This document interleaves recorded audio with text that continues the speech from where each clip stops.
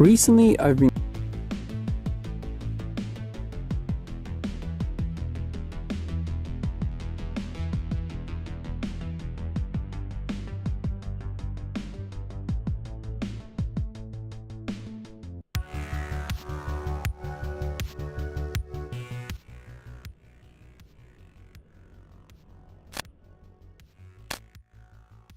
Hello everyone, how are you doing? I hope you're having a wonderful, wonderful Tuesday so far. Indeed, today it's time for more tinfoil, and we have plenty of it.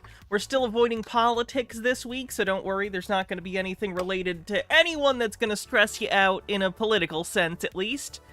So how is everyone doing? Hopefully well. Paradona, thanks for 35 months. Phoenix Leftist, thanks for a 235 stream streak. I can't believe you're still on it. Jeez. How you doing, Corax? And hello, Just a Peach. If you're on YouTube, do me a favor and thumbs up the stream. It helps out. I'd appreciate it. If you want to help support the stream, gift subs, subscriptions, memberships on YouTube, and bits always help. And also, after today's show, we're going to be doing a patron-only live stream. We're going to be watching a movie together, something in the public domain. Should be fun. So if you want to be part of that, either join the Patreon as a paid member for as little as $1 a month at patreon.com/HannahReloaded, or you can become a member on YouTube. Either works. So, with all that out of the way, we have plenty of stuff to get into, so let's just do it, shall we? Hey Dillis Filler, how's it going? Hey Nemesaur. Nice, I'm glad that your meeting's done. Thanks for subscribing to your Blue Sky, no problem. I'm on Blue Sky now. If anyone has missed me talking about it, I quit Twitter. Took way too long, but I quit Twitter and I'm on Blue Sky now. It's just chill. It's nice. It's nice just getting to post about my Blu-rays and whatever. Cool. Would recommend. Alright. Well, let's get into it. What are we gonna start with? Oh boy, how about... Go with this one. This one is only 4.5 minutes long. It's called The Matrix and the Truman Show. They have lied about everything. Quite literally been lied to about everything. They quite literally lied to about everything. The sky is literally never blue. have created this Truman Show type simulation to keep the general public distracted from the truth, distracted from the biblical events that are actually happening in our world. And one of these events is actually the war in Iraq. Oh, okay. Everybody meet Gilgamesh. Gilgamesh I feel like you're a little late for this talk then. was an ancient Sumerian king who ruled in what we now know is modern day Iraq. Korak says The Matrix. I thought Andrew Tate owned that zone. He actually adopted the Matrix stuff from conspiracy talking points already. The whole idea of using the Matrix, the red pill, all of these things had sort of nebulously existed in either, like, men's rights, air quote, groups, red pill groups, and the conspiracy sphere for quite a while, because the Matrix is basically just the concept of having the wool pulled over your eyes, just sort of a modern retelling of, like, Plato's cave allegory, at least in the way that these people are using it. So that's why it gets used so often by these people. It's a shorthand for expressing that you see beyond the fake psyop world that's been presented in front of you. You see the truth, TM. And he was a 17 to 20 foot giant. He was a I'm thinking no, you literally can't have a person that tall. They would die. They would die. Your bones can't handle that at all in your circulatory system. No, there's a reason people born with gigantism have shortened lifespans, and I think they only get up to, like, what, 9 feet tall? You're saying this guy is, like, twice that? No, would not be alive. demigod. Giants on the bingo card, absolutely. God, which means he was half human and half God. Now, if you know your Bible, and if you followed my stories before on ancient Egyptian history and how we've been lied to, you know that these giants actually existed, and they were demonic human hybrids that ruled and ravaged the earth. Now, oh, weird that that never came up in anyone's histories, huh? Gilgamesh was a barbaric king. He built up and ruled over the city of Uruk, which is, again, modern-day Iraq. Now, you and I were taught that this is all just mythology. It's a story, yes. The story of Gilgamesh is the oldest story that we are aware of that still exists. Just like the ancient Egyptian, half animal, half human gods that we read about. But when you read the Bible, you understand that this all, in fact, actually happened. Why do you think it actually happened? You're not explaining why. Ancient wisdom on the bingo card. So what does he have to do with the war in Iraq? This brings us to 2003, when German archaeologist Jörg Fassbinder was digging in modern-day Iraq, and he thought he found the city of Uruk. Gilgamesh was simply a figment of myth. That was until Jörg Fassbinder and his team of archaeologists, using modern technology to look deep into the ground, discovered an entire ancient city beneath the desert, astonishingly laid out just as the city of Uruk, over which Gilgamesh had purportedly reigned, was Laid out? What do you mean laid out just like Uruk? How specific is the story in its description of the city? I imagine it describes it as a large city with like a wall. What? Midnight Wolf, thanks for a 5-stream streak, says, listen, you predict the end times enough. It'll finally happen at some point in history. All I'm saying is, you can't say we were right after the 3000th prediction. They always do, though. Always do. was described in the epic. There were houses and gardens and fields alongside an incredibly sophisticated system of Yeah. Lucas Dawn says just because New York exists doesn't mean Spider-Man exists. canals, leading archaeologists to describe the site as Venice in the desert. More importantly, on the outskirts of the ancient city was what appeared to be a burial site, which archaeologists believed to be the tomb of the ancient king. So Jörg goes to the authorities, tells them he thinks that he found the city of Uruk and possibly the tomb of Gilgamesh, and 5 months later, we invade Iraq. Now here's where it gets crazy, because not only did we... The two must be related. Correlation does not equal causation on the bingo card. invade Iraq immediately after his findings, our military... Gillis Filler says Gilgamesh may have been a person, but not a demigod. Yeah. History and myth kind of become the same thing if you go back far enough, in the sense that the way people talked about history was not this, like, academic thing necessarily. A lot of it was verbally told, and sort of myth and truth would get intertwined, and big fish stories would grow. So, like, yeah, there could have been an actual King Gilgamesh, he just isn't a fucking giant or whatever, he was just a guy. Toreador says, whenever I hear someone say if you know your Bible, it gives me the same vibes as if you know your Star Wars lore, or if you know your Marvel DC comics. builds a base directly over the ruins. Anyway, it's not a secret that the USA established a base in the old Babylonian city, destroyed some historical artifacts, and also took with them many of the artifacts. They constructed buildings and helicopter landing pads in the ancient city. It's not a secret that they were searching for something very important. There were none. There were no weapons of mass destruction. All right. And, you know, something's wrong. It's a whole world of deceit. We're going into Iraq to get artifacts? Not to get anything but artifacts. That was the most important thing, they said. But which artifacts? I don't know. They just said artifacts. There were things in Iraq that were so old that we had to go get. And Bush wanted those artifacts. It was very important. Did we get them, and if so, where did they go? We got them. They said they got everything they needed from that country. Where is it? That's clearly a scripted conversation, whatever she's playing. This annoys me too. I've noticed the internet has gotten way more difficult to fact-check things, because things used to exist more often as text. And that text, not always, but sometimes would be cited. Even if it wasn't, you could, like, search the direct text or whatever.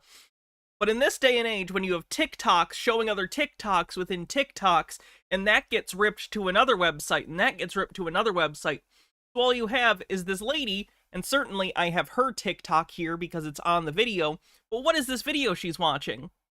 And claiming it's real. It doesn't sound real, it sounds like a reenactment of something or a script that people are reading, but she's presenting it as if it's this real thing, and there's no reasonable way for people to fact-check it if they were even wanting to. It becomes this terrible, terrible, yes, misinformation-ception, Moss Sloth. It sucks. I don't know. We have it. Saddam Hussein was building a massive reconstruction of Babylon near the ancient city. Was he trying to hide something huge? Is that why the US decided to invade Iraq so fast and acquire the ancient relic? No. Everything in our world is biblical. Everything. All of the wars that are fought are biblical. It goes back to the Bible.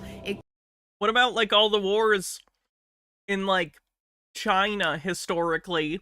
I don't think most of those weren't about the Bible, to my knowledge. Goes back to the demonic forces that are still alive today, the evidence of the demonic forces that are all around our world that they don't want you and I to know about. And if you go on the Department of State's website and type in Gilgamesh, you are actually brought to the formal request for the ancient tomb of Gilgamesh. They were requesting his body from the burial site. So when we invaded Iraq, we went in and just took it all, and we actually had to return it. There's even an email from WikiLeaks that says requesting documents pertaining to the resurrection chamber of Gilgamesh, the location of his body, and the location of the buried Nephilim. Our entire world. That seems legit. That seems real legit. Is Nephilim on the bingo card. All over our world is evidence of the Bible, evidence of the giants, evidence of the Nephilim, evidence of all these ancient civilizations that are written about in the Bible. But unfortunately, our world is controlled by Satan. Toreador says dramatic music. That's what really sells it, isn't it? Our government is ran by Satan. So what does our government do? Satanic on the bingo card. It comes in and it covers it up. Just the worst. The absolute worst.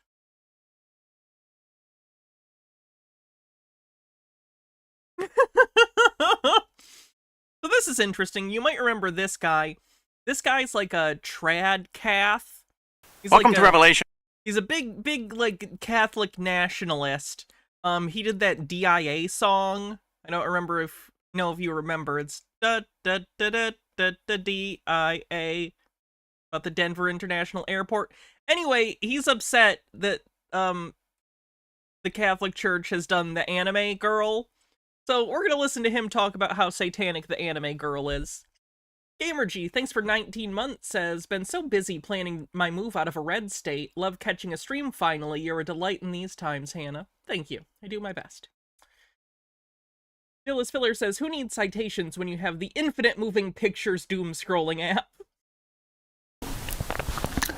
Welcome to Revelation Unraveled. I'm your host, William Tapley, also known as the Third Eagle of the Apocalypse, and the co-prophet of these end. That's a good AKA. I wish I had as cool of an AKA as the Third Eagle of the Apocalypse. I don't think you should be able to give yourself nicknames. I feel like that's self-applied. And if anyone can give themselves nicknames, I don't know. That's not fair. I think everyone would try and have cool nicknames then, and at that point, they mean nothing. If everyone has a cool nickname, then no one has a cool nickname. Times. Last week, the Vatican... How do Catholic nationalists differ from Christian nationalists? They're specifically in favor of, like, rule of the Catholic Church, as opposed to, like, a general Protestant, you know.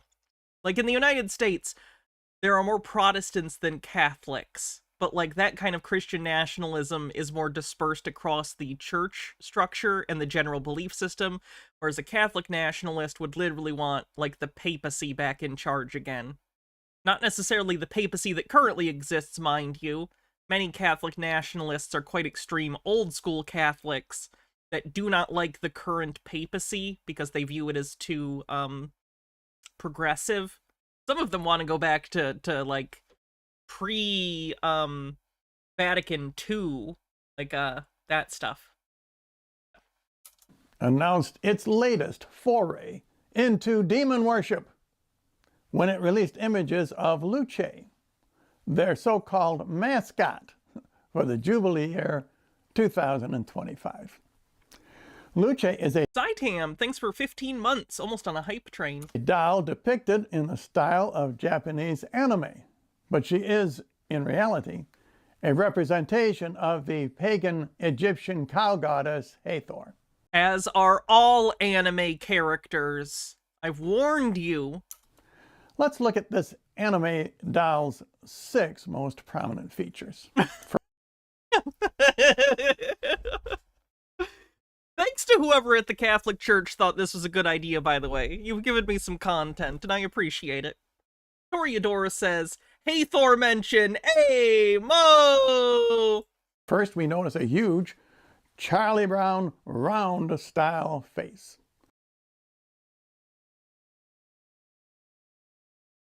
I've never heard anything more boomery than someone trying to describe a large anime head as, like, Charlie Brown.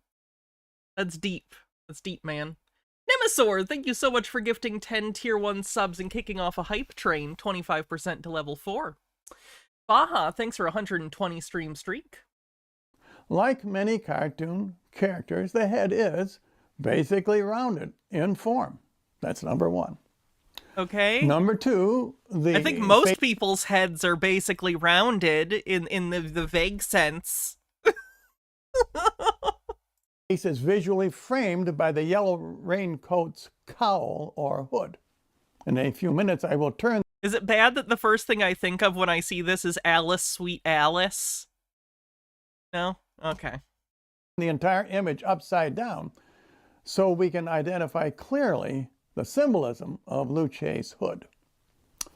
Third, the staff she holds is not a witch's stang of the type sometimes used by Pope Francis. And as I'm sorry, he thinks the Pope uses a witch's staff? mistakenly identified by many other Catholic YouTubers. Fourth, the Holy Rosary around her neck has a hidden demonic significance. But whoever designed this abomination should know that a rosary must never be worn as a necklace. Notice also that the rosary shows 3 sets of 4 beads each. Is that true? Are you not allowed to wear a rosary as a necklace? I don't know enough about Catholic stuff, apparently. That's hilarious. It's so clearly, like, necklaceable, and they're just like, nope, don't do that. That would be very convenient, though. Nope, not allowed. Why? Why? Above the cross. I'm just pointing it out. It's very, very funny to create a religious thing that you use to pray that looks exactly like a necklace and would function exactly like a necklace, but you're not allowed to wear it as a necklace. The number 444 is another number for the Antichrist, since it results from multiplying the fractions 2/3 times 2/3. 2/3 is a number with the Antichrist, since it can be expressed as the decimal 0.666 repeating. Does it help that it's not 3 6s?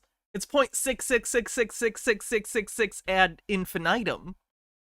So that's too many 6s. You're free and clear. At least I'd think. I don't think that's gematria. Toreadora says the staff is actually a version of the Lance of Longinus. No fucking really.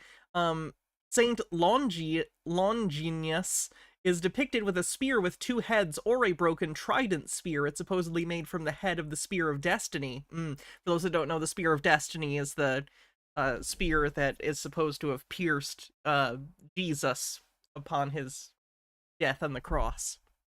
That the Roman soldier, like, popped that pericardium. 0.666.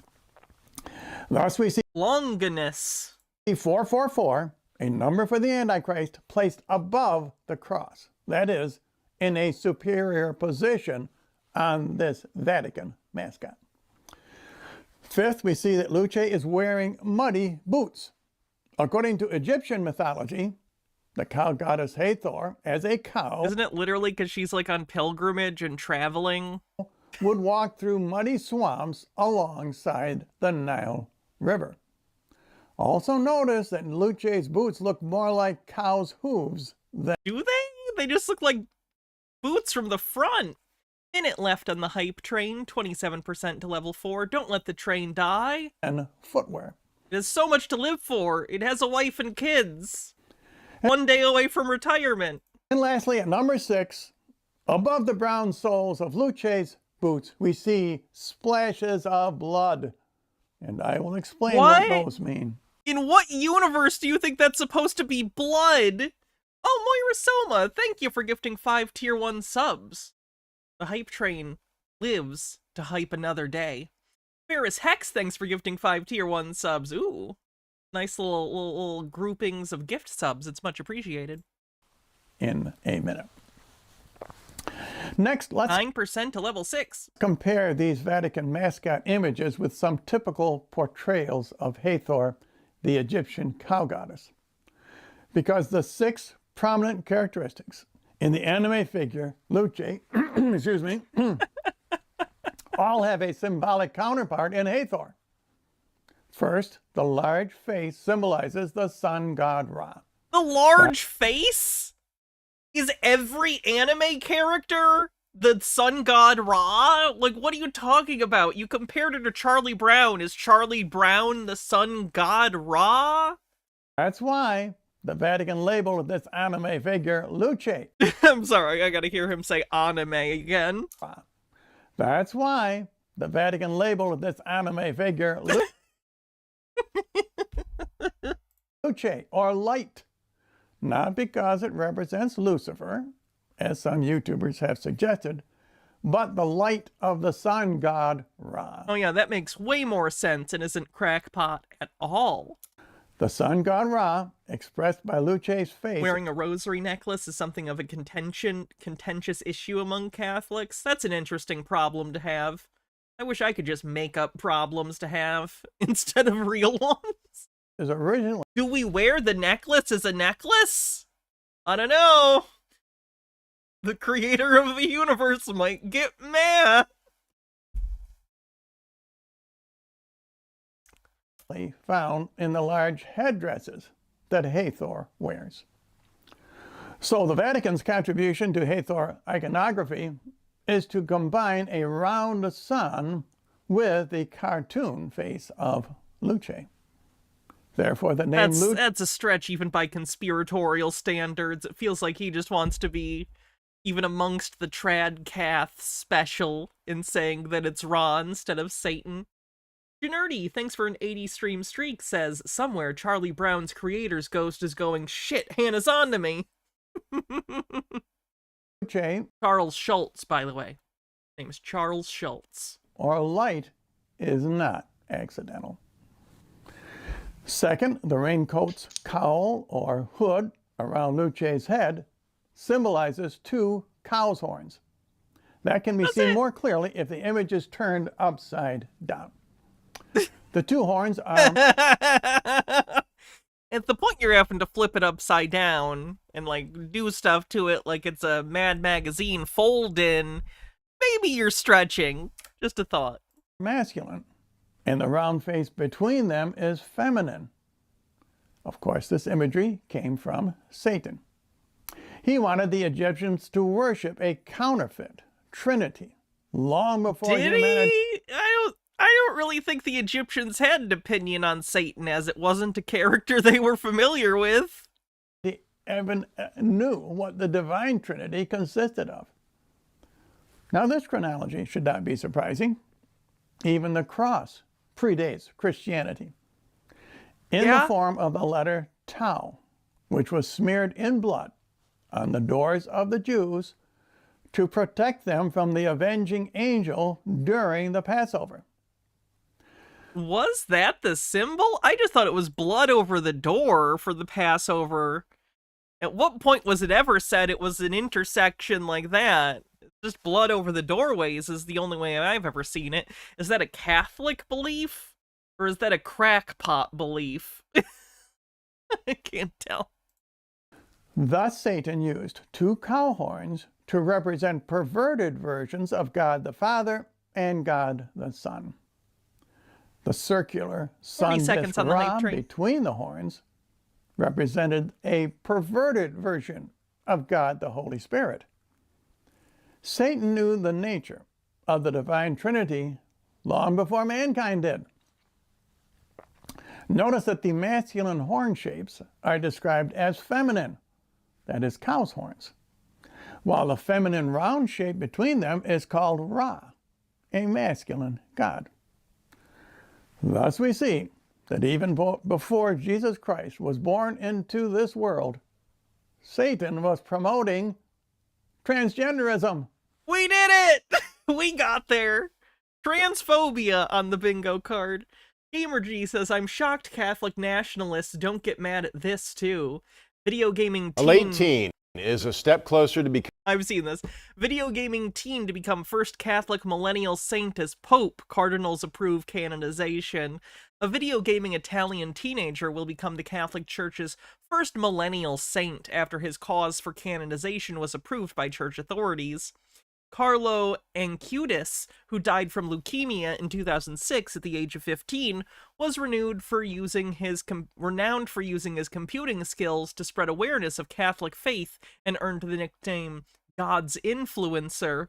Being recognized as a saint in the Catholic Church can take decades, but the cause of Acutis has moved swiftly, with the teenager developing a devoted following across the world.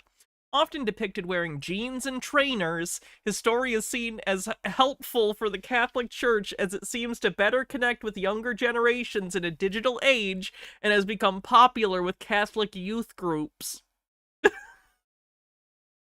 The Church's sainthood process normally requires that candidates have 2 miracles attributed to them, with each alleged supernatural occurrence requiring in-depth examination.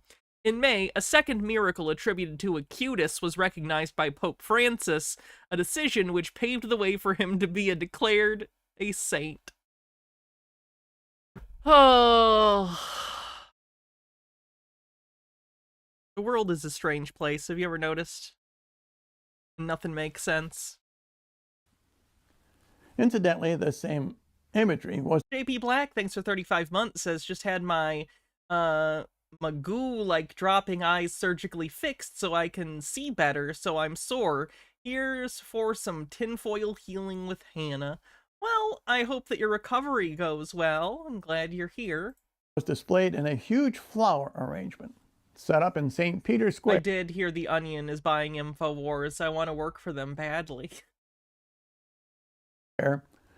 During the canonization ceremonies of Pope John the 23rd and Pope John Paul II, as I have explained in a previous video. Maybe you remember that video.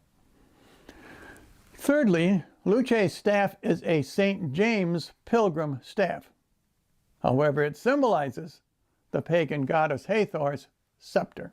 Well, that's convenient, isn't it? That you just get to decide things secretly symbolize things that they're not. Very convenient for your worldview. Must be nice. This particular image is from Wikipedia. However, Hathor's staff is not too clear in this picture, but if we take a close-up view, we see a queen's scepter, not a witch's stang, nor a St. James pilgrim walking stick. The scepter expresses the goddess's demonic authority. It is not used for walking. At the top of Hathor's staff is what looks like a bird, possibly a vulture. I've tried to research that image, and perhaps there is an ancient history scholar in today's audience who can tell us what it means in the comments section below, please. Next, the rosary around Luce's neck also symbolizes an evil Egyptian form, the Ankh cross. Ankh? In this slide, you can see Hathor holding... Maybe I'm wrong. I always heard Ankh. ...the scepter in her right hand and the Ankh cross in her left hand. The Ankh cross symbolizes... How big of an audience does this guy have that one would be in it? He has 53,000 subscribers. So, like, more than me. Amber says, this is what infuriates me about weird Christians attempting to engage in pseudo-anthropology and historiography. Their obsession with connecting everything back to their own spirituality causes them to put the metaphorical cart before the horse. To the extent that the ideas in Christianity are similar to those, it is because Christianity is, like all philosophies and religion, derivative. I hate how backwards they are. Yeah, they have to work backwards. Everything has to ultimately connect back to that because it's their entire, like, purpose. It's what they think the whole reason for the world is, like, teleologically. So they have to connect it, how their worldview works. Weird. This sexuality. The 3 arms of the bottom cross section represent the 3 male members while the circle or oval on top represents the female part. How does he have more than Hans? I think he's got like the Trad Cath subscriber group, and he's been doing this for years. Like he may have been on YouTube before me. Yeah, his first YouTube video was 16 years ago. 16 years ago. There are YouTube videos that are 16 years old. So yeah, he's had time to build an audience. It's not surprising that Satan likes to see male and female roles reversed in this manner, with a female form on top. On the Luce image, the rosary beads looped around her neck symbolize the top loop on the Ankh cross. Next, I could not find any illustrations of Hathor as a cow, but we can see that the boots, which the Vatican's Luce is wearing, look like cow's hooves. Do that again? No, not really. That is not accidental, people.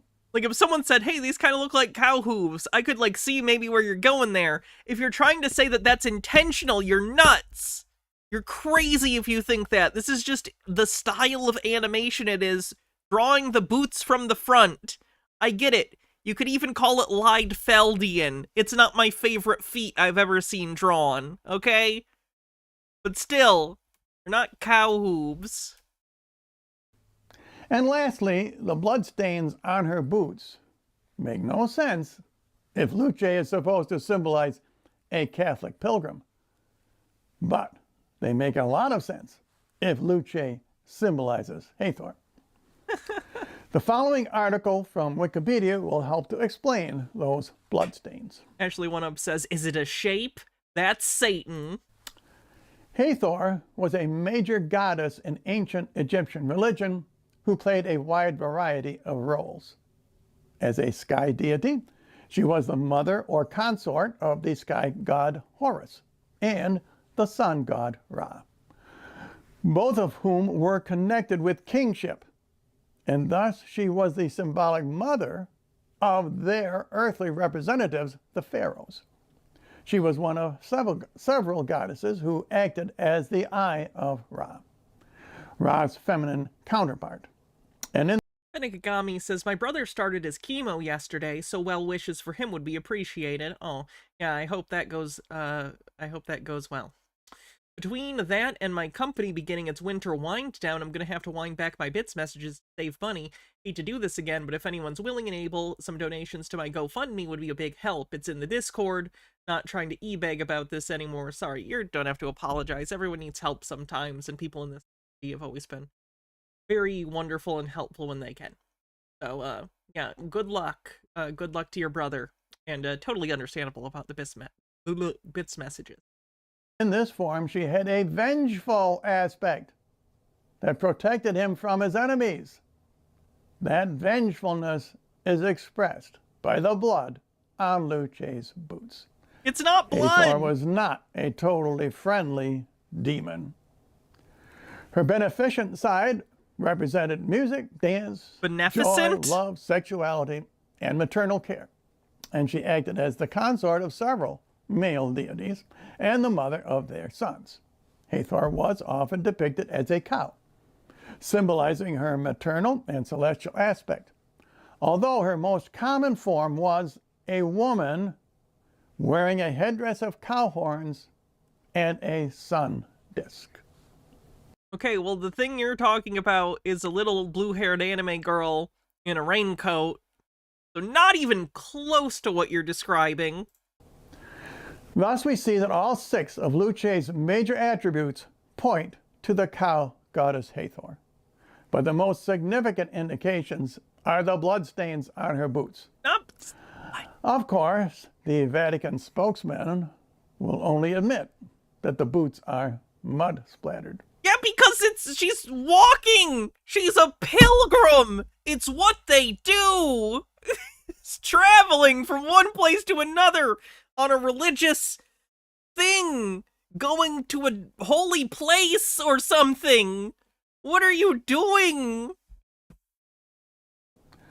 They can claim the other 5 attributes all indicate a Christian pilgrim.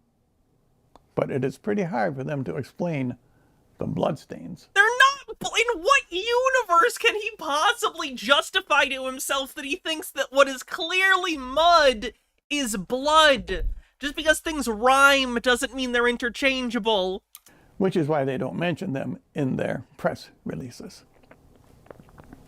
Benigami says, on a plus side, I have a conspiracy for you. Global warming is a plot by lizard people like Hannah to end winter so they won't have to hibernate for half a year, and therefore can finally complete their quest to rule the world. I'll have you know, we don't need that. We have already invented, you know, electric blankets? It's like that, but a whole outfit. You can remain warm, no matter the temperature. Hydrate. And now I want to explain the image on Luce's shirt, which shows the Vatican logo for the 2025 year of Jubilee, which I've already done an in-depth video on before. Maybe you remember it. So this will be just a brief summary. First, notice the rainbow colors in the priest's vestments. I see where this is going. It's been widely suggested that the gay mafia runs the Vatican.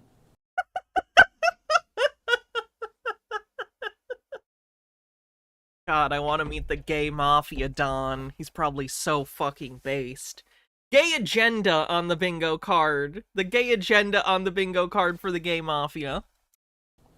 But are they really raising a cross in this image? Notice, is he going to say, actually, they're tearing it down, even though it's clearly them erecting it? That the lettering on the logo is off kilter. In other words, the logo must be readjusted, just like we did with the image of Luce. In this case, instead of turning it upside down, we must rotate it a quarter turn, so that the phrase Jubilee 2025 is centered at the top, while the phrase Pilgrims of Hope is rotated to the center bottom of the logo. This is the only arrangement of the lettering that makes visual sense. What do you mean? And now, what are you talking about? We can see that the rainbow priests are not at each other's backs. They are on top of each other's backs.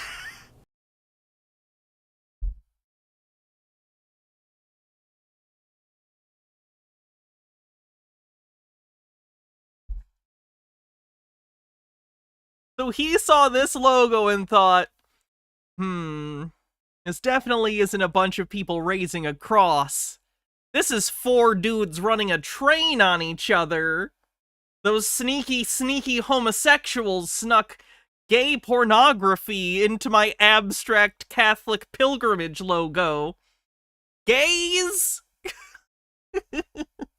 Amber says, is he saying the logo is a gay orgy? Yes. Is 4 count as an orgy? I don't know the rules. I don't know what the minimum amount of participants needs to be for it to be an orgy. The minimum of foursome. That's not dies of laughter. You would know. Is it possible that the Vatican officials who approved this logo are ignorant of its real significance? There isn't. It's interesting that he finds this to be the real significance. Like, communication is someone who has a message, an idea, and then they package that message up in something, either words, a letter, or in this case, a visual representation, and they send that to you. You receiving that, the way that you receive it can be entirely detached from what the sender intended, which is what is happening here, yet he believes that his perceived reception of this message is the ultimate thing, and if the sender didn't mean it, then yes, they still did. Huh. Let's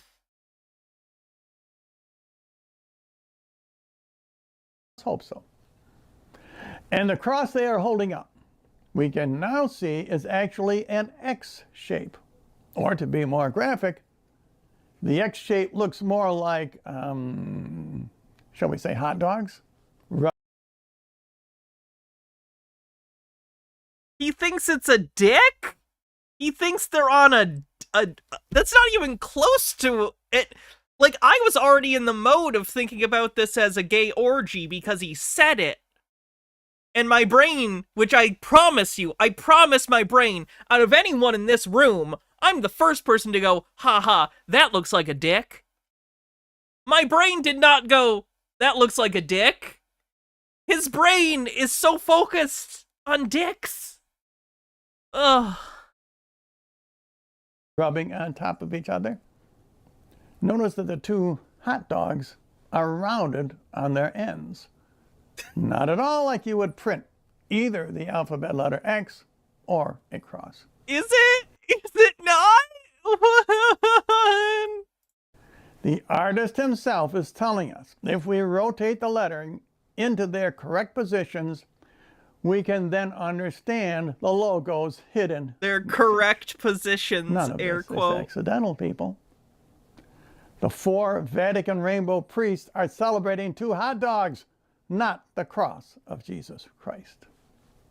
In conclusion, both the Luce mascot and the Jubilee 2025 logo are disgusting images from a perverted Vatican. Yep, the Vatican's perverted, not you for seeing this innocuous logo as a gay orgy while holding a cross cock. As Pope Paul VI said many years ago, the smoke of Satan has entered into the Catholic Church. I need whatever Satan's smoking then, because holy shit. Now, a transcript of this program will be available in a few days on my website, thirdeaglemedia.com. And if you would like to contact me, write William Tapley, Post Office Box 291, Osage, Iowa 50461. And I will see you all again on my next prophecy video. How lovely. How lovely.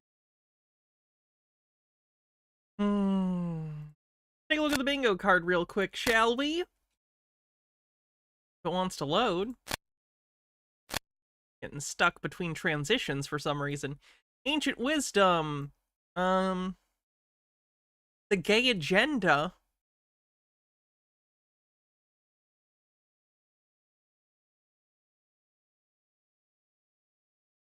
Incorrectly believes evidence is self-evident for the blood thing. Giants?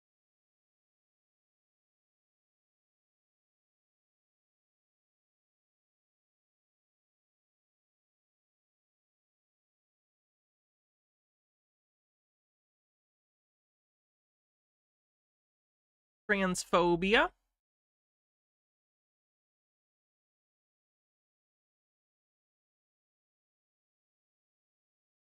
Satanic.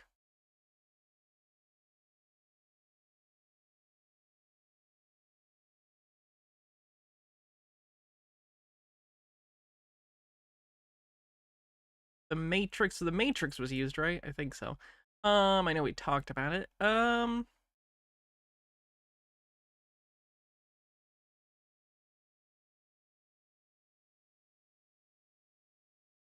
Illuminati, Freemasons, Cabal. Is that it? Anna puts head in hands. Yeah, I did do that. Rounding error numerology from the 6 repeating. I think that's fair. What number is rounding error numerology?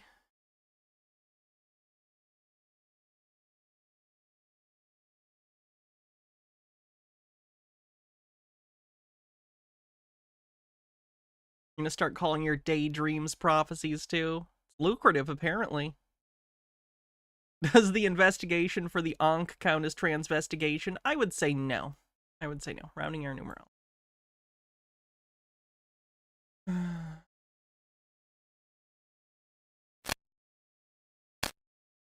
Was 81? Hold on. Spurious symbology? Yeah. Okay. Now we're good.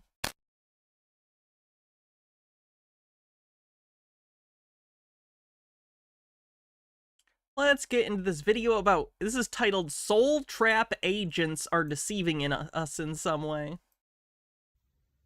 All right, everybody. How does it feel? How does it feel to be 1%, less than 1% of the population, okay, that everybody thinks is crazy? How does that feel, huh? Because I know I was talking to probably an NPC yesterday, a God-loving man, a God-loving individual who just doesn't want to go into the darkness. You know, it's just too weak and projects his feelings onto me, you know, because if he thinks about anything that is dark, you know, like, I don't know, how the water is poisoned, the food's poisoned, the air is poisoned, right? We're slaves. We're like cattle on a farm. We're livestock, essentially. You know, we are just having our energy harvest, everything. We are just working slaves as well here. So that's something that... This is another person that believes in the loosh thing. Doesn't understand their problem is capitalism on the bingo card. This individual, and of course many other, they don't want to go there, right? And then they think you're depressed. They think you're neurotic. You know, they think you're just, crazy, because that's what they think. As someone who's pretty neurotic myself, can I just say, sir, you sound mighty neurotic. I understand. I relate to that tone of voice. That's a tone of voice that says, I feel like I'm not okay at all. Been there. Putting it out there. Deep breath. In and out. We're okay. We're fine. Is the livestock comparison close enough to sheeple? No. Themselves, if they go there, because he means it literally, not metaphorically. Depressed. You know, they will... Mossloth says, Luce didn't even surprise me because my boyfriend likes to send me little wholesome comics about ducks and nuns. It's drawn by a Catholic artist. I see them on Twitter, but here's the Insta. Sorry it's so late. I only just wrestled the Twitch app into submission. Oh, you're good. Thanks for the link. Get anxious. They will be... recording in car on the bingo card. Yes. You know, have really negative feelings, right, that can affect their life because they have this dream or they have this vision that they're going to make it in this world and they're going to be successful because they were programmed to think that. But then they don't see that. They don't see that they were actually programmed and brainwashed, and they think you're crazy because you're just pointing out the facts. You're just seeing this realm for what it is. You're describing it for what it is objectively. So that gets me to my next point, which is, I just went for a walk. That's why I'm a little out of breath. But anyway, what are the soul trap agents or people, the agents, what do they push? What does everybody push with soul trap? You're trapped here. You're forced here.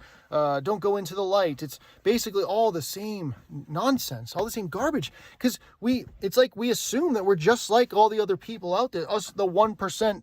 We're the 1%ers, or less than 1%. I think it's way less. PSYOP? Yeah, PSYOP. Yes. But we just assume everyone else is like us. You know, maybe they were trapped here. You know, maybe they can't get out. Maybe they belong here. You know, maybe they're just NPCs. I don't know. But there's something that these soul trap agents are doing, right? They are obviously, I can only imagine that they are deceiving us in some way. They are misleading us, misguiding us in some way. This guy is incredibly disassociated. I say this as someone who deals with incredible disassociation sometimes. You don't talk like this unless you're like completely feel disconnected from reality in the real world. This is like not healthy at all, and I hope he's able to get some help. Because when you're up in this state, and you're just like, everything's garbage, everything's terrible, I see things other people don't. Objective reality is that everything is garbage forever, and we're all doomed, and blah, blah, blah, blah, blah. It's really difficult to get out of that headspace, because you feel like this sense of, like, doom and hopelessness is objective reality, and good news to anyone who deals with this, it's not. Having hope is not foolish, it's not somehow against objective reality to have hope and, like, recognize that despite being involved in imperfect systems, you're gonna be okay. This guy's not doing great. One thing I always think about is that why did I wake up?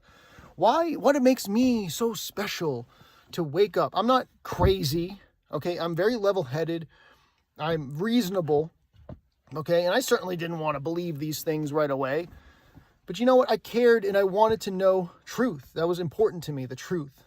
I know that you have to want the truth. You can't just, nobody's going to tell you the truth. You have to seek it out yourself. But 99% of people don't do that. They don't want to do that. They're not interested. They still want to have that good career, you know, and they want to have all the kids and, you know, grandkids, and they want all the holiday parties and all the pictures and all that shit that don't mean anything, that will just wither away and just completely be destroyed by the time you're out of here, because nothing ever lasts here. You know, everything just dies and withers away. So my point is, I woke up, you woke up, we woke up. Why? How did we wake? Why did we wake up? Is it possible? Is it possible that maybe we're the agents? We're the agents that came into this matrix, this matrix and this realm in here, the Earth realm, for some fucking reason that I don't fucking know yet. How about that? I don't know. Was it to wake up a bunch of people? Well, how's that going? How's that working out for you? It's not working out very well for me. It's very hard to wake people up, number one, because they don't want to. They're not interested in that. They're more interested in watching their Netflix and playing their video games and having their career, okay, and lots of money in their new car. That's what they care about. They don't care about the truth. I'm like, why am I even here? What is this all about? Where am I going? What happens when you die? Like all these questions that I had as a kid. Most people, I guess, don't have that. So what if it's something different? What if these agents are actually... It's interesting that he thinks those are questions other people don't have, when, like, the idea, like, are we alone? Is there a god? How are we here? Are, like the bullet point philosophical questions humans face. I don't know. misleading us and making this experience much more dark. When you think about the soul trap, I mean, what kind of feelings do you get when you think that you were trapped or you were forced here? You know, how does that make you feel? Now, how does it make you feel that you chose to come here? That you chose to come here for some reason that maybe I just haven't figured out. We haven't figured out yet. You know, maybe we did choose, and that's why we're awake. That's why we're awake, because we're different than these other people. Maybe they really, really have been here for a long, long time, and their souls have been degraded. Maybe they're NPCs. I don't know. Maybe there is a chance for them. I don't know. But we are different. There's something that definitely makes us different. We woke up. They didn't wake up. They're not going to wake up. Most people. Some people still haven't woken up yet, and they will, but they haven't yet. Toreador says, an evolutionarily developed prefrontal cortex and pattern-seeking tendencies in the hippocampus was a mistake. So think about possibilities. Don't just assume that what you're being told with the soul trap is all true and all real. I don't think it's necessarily all real. I do think this is a hell realm. I do think that this place is not meant for human beings. It's not meant for life. It's not a place I want to spend a lot of time. And to be quite honest with you, I think I've seen enough, but I have more learning to do. I don't want to go anywhere because I have a lot of learning to do, and I want to take advantage of that as much as possible. But yeah, when you think about, hey, I just chose to come here, that empowers you. That makes you feel better. That actually is going to help you through your spiritual journey. Now, also keep in mind that, hey, you could just be a fucking prisoner here as well. So always be aware of that, as we do not know. I don't know the truth. Maybe you know the truth. I don't know the truth. I know some things, but I don't know the truth. But I'm going to be open to different possibilities, and I will find out someday, maybe not 100%, but I will someday. I will have a really good feeling or idea about what these agents are actually doing and what they're doing to mislead us and misguide us. There's got to be something, and I will figure it out. I just haven't been in this topic for that long, but eventually I will figure it out. And I'm sure many of you have figured it out, and I'm way behind you. So if you have any thoughts on that, if you have any answers to what they are doing to deceive us or misguide us, mislead us, let me know in the comments section. But don't get alarmed. Okay. I'm not saying, oh, we're here to make the world a better place. I'm not saying that at all. Maybe we're here to see this place end once and for all. Maybe we have to be here to see it, to be involved in it in some way, to see that it ends or make it end in some way. I don't know. Maybe we're here to wake up some people. Maybe you wanted to do that. And we always knew we were going to wake up, and that's why we did. Toreador says this person probably thinks Rick and Morty is deep.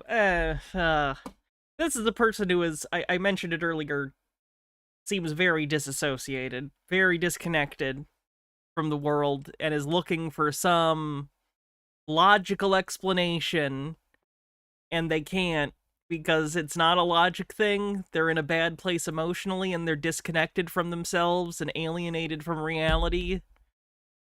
Ugh. I hope he's able to get help, because it's hard to get out of this headspace when you get into it. Caradona says, so we're a giant black soul gem then. Kinda. They think this is a conspiracy theory I've seen more often now, is that the entire universe is basically, yes, a farm to farm what they call loosh, which is just like soul energy, mind energy, energy that conspiracy theorists who believe in this claim human beings create from existence, and that it's being farmed from us, so that there's like a reincarnation cycle where you keep going back and you get farmed over and over again. It's just a complete delusion based on nothing other than the feeling that you are being exploited and working eternally and getting nowhere. It's basically capitalistic alienation, but like turned into a clinical delusion where they feel like that level of exploitation is literally the entire like physical meaning of existence, and they don't realize they're doing it. Sucks. Andronigus Khan with 100 bits says, does it count as conspiracy theorist tells on themselves because he thinks that the only broke, miserable people can be awake?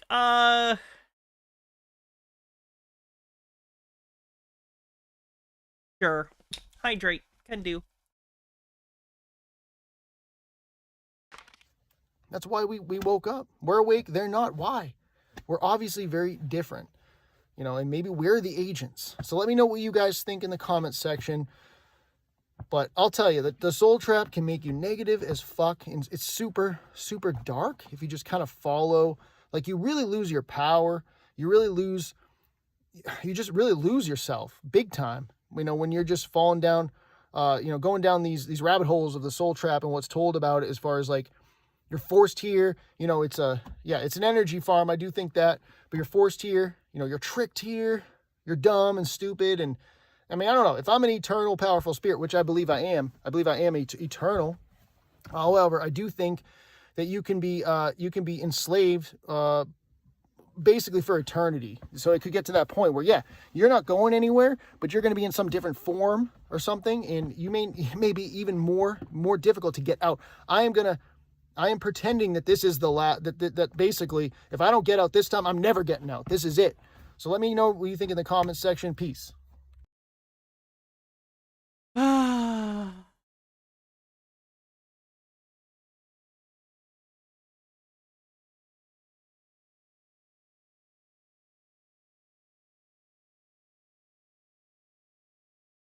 What are we gonna do next?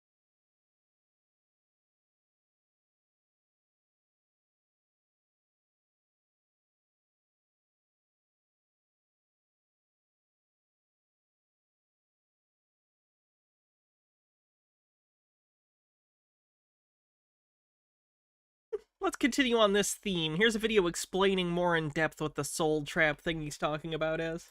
Recently, I've been hearing a lot about the theory of soul trapping and archons, and I decided to talk about it on this channel as it relates to the information received in psychedelic states and in the near-death experiences.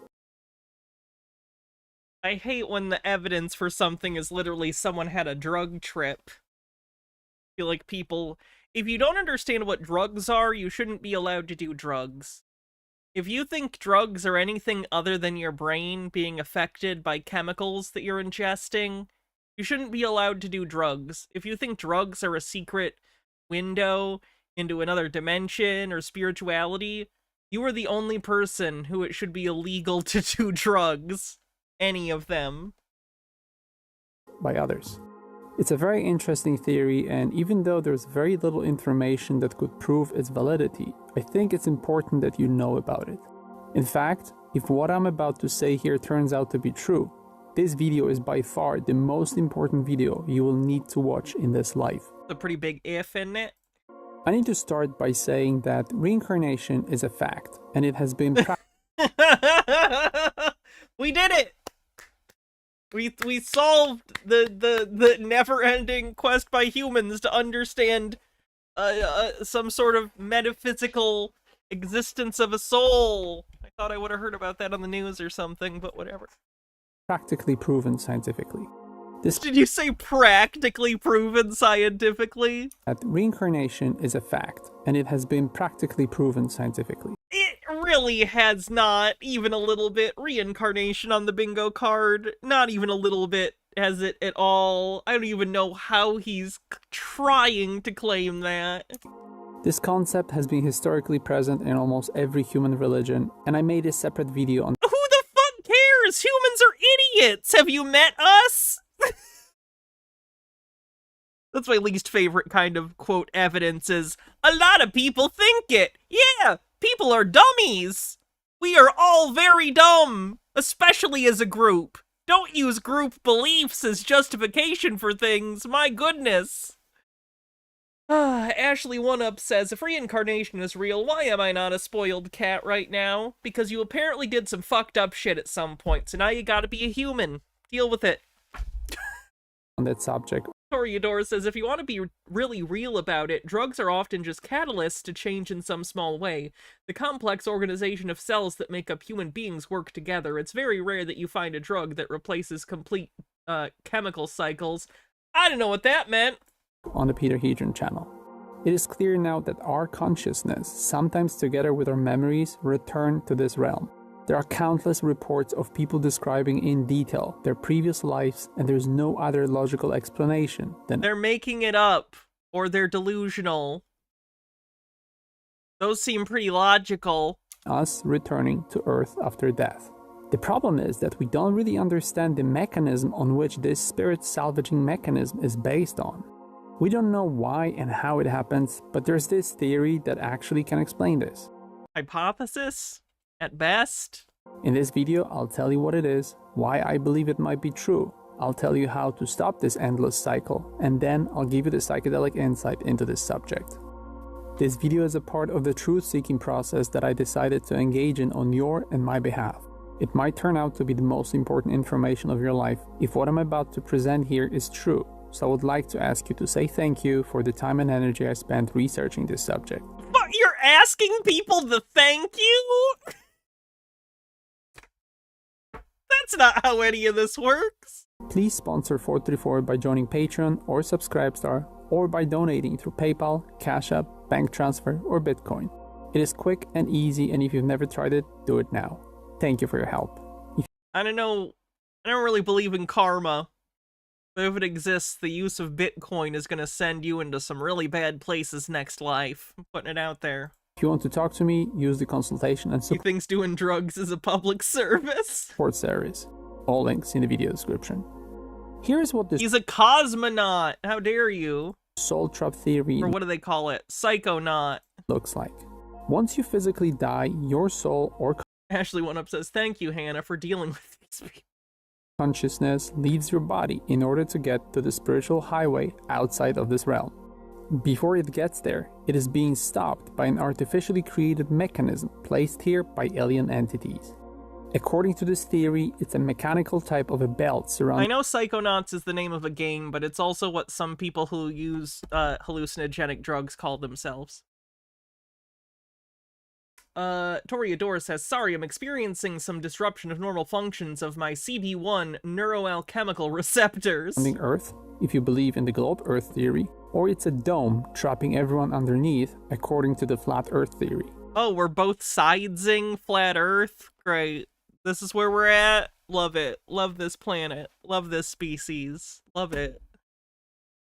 Once your heart stops, and even a moment before that, you're being immediately greeted by your deceased relatives, whose job is to guide you towards a false light or a tunnel that covers up the real light, allowing you to exit this realm.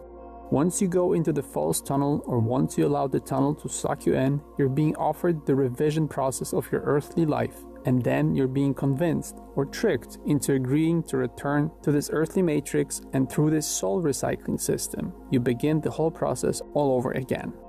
The problem is that every time you die, you lose a part of your soul. You're being used up in fractions to the point where you can no longer be used for another host body. Why does that make sense? If that's the case, then why wouldn't they just harvest anything from you right now? Doesn't even make sense. This would explain the existence of ghosts in this reality.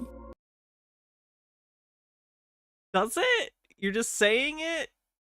Like what, part of you stays as a ghost?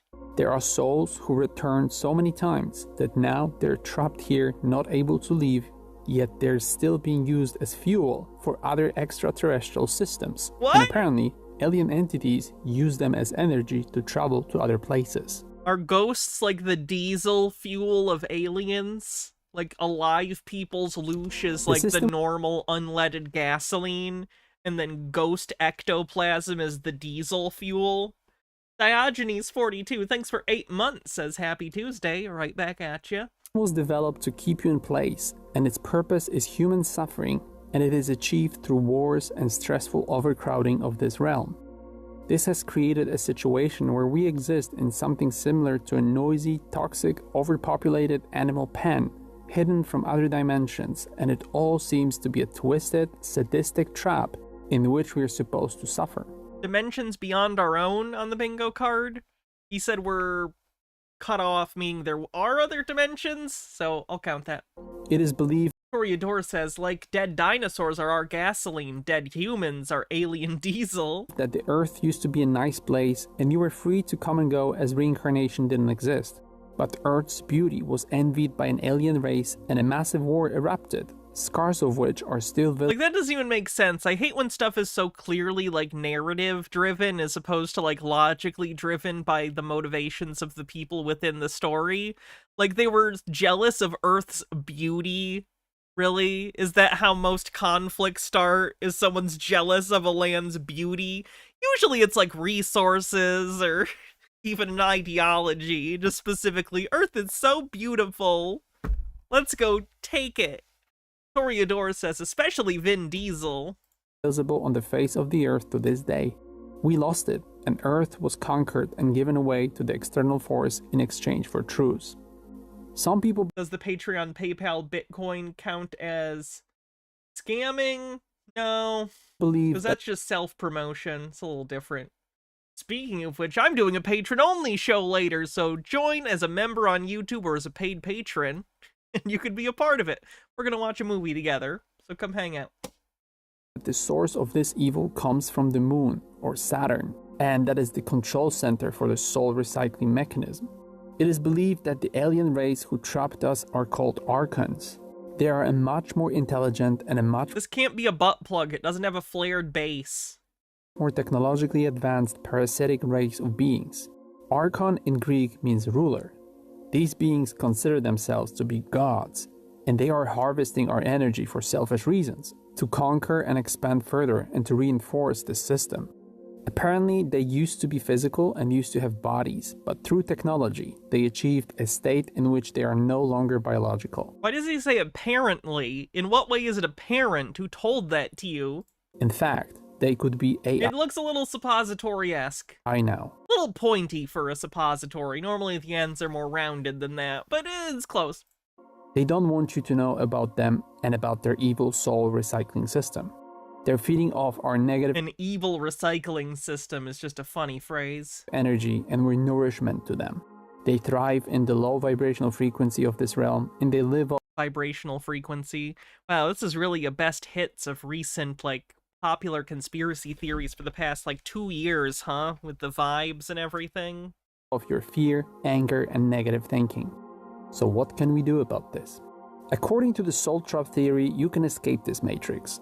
Your body needs to be positioned at 45-degree angle at the moment of your death to let your soul exit through the top of your head, and you need to be free of anxiety as fear at the... It's like a speed running tip, like Mario needs to be positioned here and you need to do that.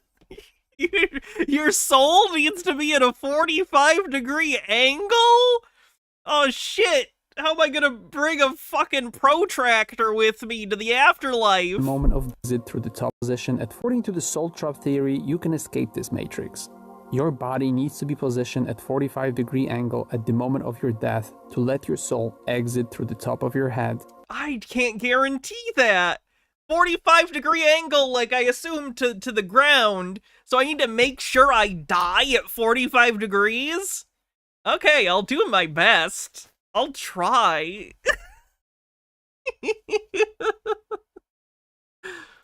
And you need to be 44 straight to hell. 46 even worse, double hell. free of anxiety, as fear at the moment of death is what makes this trapping cycle possible. Higher vibrational frequency is needed for you to be able to escape. You have control over going into the tunnel of light. You need to be told what to do, so you have the power to do what's right. You can analyze everything around you and concentrate on different directions, as you have an unlimited field of vision and perception outside of your physical body. You can concentrate You on have an unlimited field of perception? everything else around you, not just the light. And as your agreement is necessary to return to the recycling process, you can simply say no. Apparently, there's a group of entities outside Apparently. wanting to help you escape the soul prison. Every time he says apparently, take a drink, except don't, because you'll die. And they'll help you if you create the right conditions for their intervention. It seems the fight between good and evil extends beyond It seems also counts as apparently. this earthly realm, and it seems Earth It seems. Every time he says something that implies speculation, but unfoundedly confident speculation. Nullhide with 100 bits says if you position your body at the right angle on a toilet when you die, your ragdoll will let you clip into the world and you'll live forever. This is what happened to Elvis and why you see reports of him from time to time. is currently under the rule of That bacon peanut butter banana sandwich he ate, I'm telling you. evil forces. As I mentioned, the existence of both the soul recycling mechanism and the archons appears to be just a theory, as I haven't found any confirmation of this anywhere that Oh, could where is the confirmation of the other bullshit you're saying? make me think that this is really happening. There are some historical records describing this process, and most of the information comes from remote viewers, which obviously allows me to be a bit skeptical about the whole thing. But what makes me interested in this theory is the fact that Hollywood has been talking about this process for a long time in their movies, and there's even a Star Trek episode dedicated to this. You can find a link to it in the video description. It also seems that this idea of your family members returning to the Talking about the episode where Janeway, the Voyager episode he's talking about, where Janeway dies, air quotes, and her father, air quotes, shows up to try and get her to go to the light. But it's not, it's actually, surprise, spoiler alert, it's like an alien entity trying to eat her. the gate between dimensions to greet you Star in a Trek. physical form and trying to convince you to go into the light seems to be a bit suspicious. Why are they in physical earthly form? Why do they need to convince you to make a decision? Why won't they let you make up your mind about the next step? Yes, beliefs, well, that's sci-fi technology, and he's not really talking about technology as much as he's talking about some sort of metaphysical thing. Although I guess he thinks it's alien technology. Okay, I'll give you believe sci-fi tech exists on the bingo card. Yourself. If you remember my previous videos, you should know that I get a lot of information from the psychedelic entities referring to this reality. I get a lot. You should know that I get a lot of information from the psychedelic entities I get a lot of this information from the psychedelic entities, so maybe don't take this too seriously. I do so many drugs.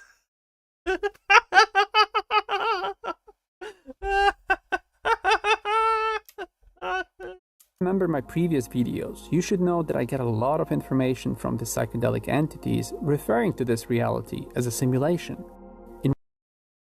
Sir, when you do drugs, you should not listen to the things your brain tells you on said drugs. Because your brain is on drugs. You know what drugs are?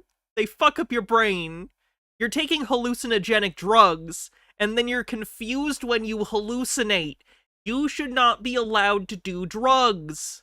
In one of the messages, they showed me that my body is suspended in some sort of a metaphorical isolation tank, and they're trying to get through to me with positive messages. Is it a metaphorical isolation tank or is it a metaphysical isolation tank? Make up your mind. Green guy with a $10 tip says, your show is like a sitcom my wife watches, but instead of Friends, it's more like Third Rock from the Sun, and you're Dr. Mary Albright trying to smoke a blunt from her freezer. I love Third Rock from the Sun. It's a great fucking show. I love John Lithgow. He's so funny. And French Stewart, who played Inspector Gadget in Inspector Gadget 2, which was actually better than the first one. Before I even got to ask that question whether this theory is real, I realized that in our communication, they never talk about returning to Earth. It appears they're always referring to our existence as a small stop in a long journey between dimensions. There's also this suspicion that machine elves could be actual archons.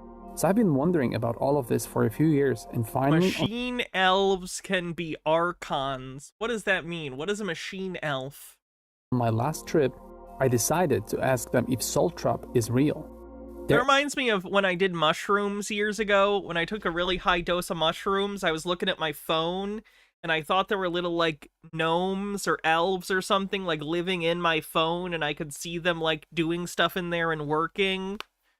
Of course, I know that's not real because I was on drugs. I had taken hallucinogenic mushrooms shortly prior to that happening, so I'm aware it was a hallucination I was having. I don't think it's real like this guy. That's all I don't know what else to say. If you do drugs and you see weird shit, it's because you're on drugs. Don't know why I have to say that. Their answers started in form of a request. They told me to find and listen to the song by Max Richter called On the Nature of Daylight. It's a beautiful and a very powerful orchestral composition, and as I was listening to it, they started transmitting a personal, emotional message about one of my family members. It was a profound and saddening revelation, and as I was receiving this message crying in the darkness, suddenly I realized that a demonic entity is peeking from behind the visual, literally sucking the sorrow out of my communication with the entities. At that moment, I realized that over the years, I've been seeing these parasitic entities in most of my communication, but I always thought that I'm so powerful that they're not willing to reveal themselves, and that I'm scaring them off. It didn't occur to me that they want to stay hidden. Machine elves told me that they created this separate message just to give me the answer to my question. They created the whole scenario with the music, and they did it to show me that apparently they are the helpful group of entities who want us to be free. What's more, some of you will realize when you listen to that song that it's a part of the soundtrack to the movie Arrival, which talks about alien entities coming to Earth to help humanity to fix the world. It was only later that I realized that it was a purposeful choice of that music as an additional layer of the message. As always, the machine elf messages have more depth than I initially noticed. That's why machine elves want us to be in higher vibrational frequency all the time. They want us to collectively race together to starve any evil entities of their nourishment. The demonic cancer I talked about in a recent video. It will go away when we realize that only the present moment counts, when we all see the 44 messages for what they really are. The 44? There's a specific number of messages? Everyone needs to go through this process, and that's why psychedelics are illegal. Because we would all destroy this prison by simply not complying, not being a part of this. I'm gonna be honest, I've always been, and still am, a proponent of, like, decriminalization of drugs and getting people help for addiction and stuff. But I am so concerned at this point at the general state of people's worldviews and, like, general mental stability at this point. I kind of get why we don't let people just willy-nilly have hallucinogenic drugs, because I'm pretty sure, like, half the country thinks like this guy does, at minimum half the country, and would be taking hallucinogenic drugs and thinking fucking angels are talking to them, and just affirming whatever thing they already believe and doubling down on crazy bullshit, so... Toreador says, please tell me this guy has like 10 million viewers and like makes millions getting high and using AI art generators to make backgrounds and music for 2-hour-long ramble videos. He has 62,000 subscribers. This video has 84,000 views. That's enough to live on, theoretically, depending on how often he puts out videos. See? 7.1 thousand. No, he doesn't do enough. Maybe at one point he was making enough money on this to survive, but he hasn't posted in quite a while. Still, more subscribers and viewers than me, so... system and not feeding the negative force. This whole evil matrix can be dismantled by collectively being positive. That's why we all need to stay fearless and enjoy the now. Machine elves are this external force that wants us to create conditions in which we can exit the system.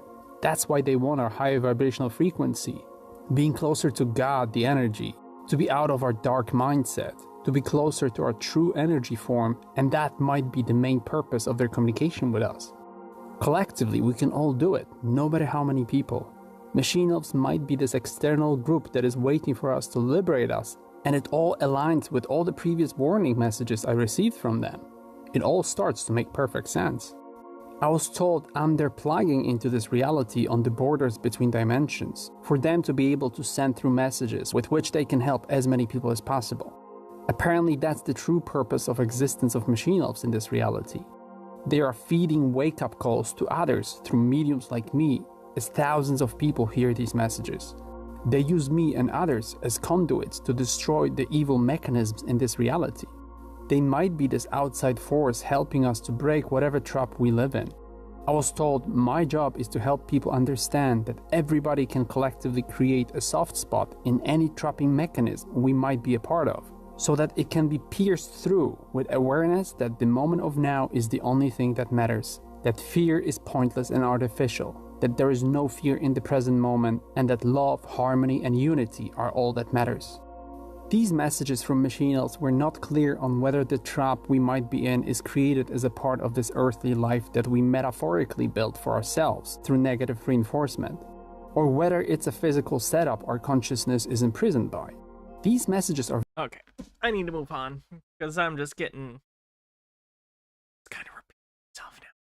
Word salad on the bingo card. I need to run and use the bathroom real quick. So while I do, Chair will tell you about... the Sunny Chiba collection. I'll be right back. Don't go anywhere. You're not allowed. Against the law.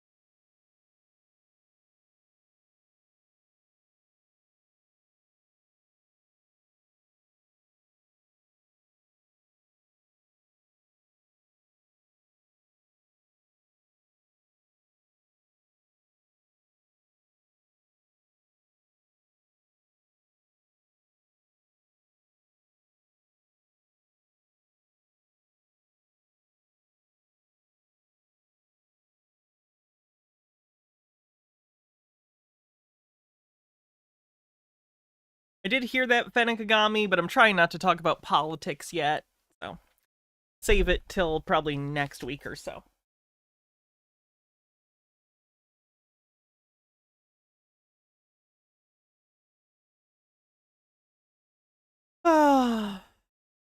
Phyllis Filler with 65 bits says Chat GPT pronounced Shat Jippity. And then Ribbons with 132 bits. Thank you.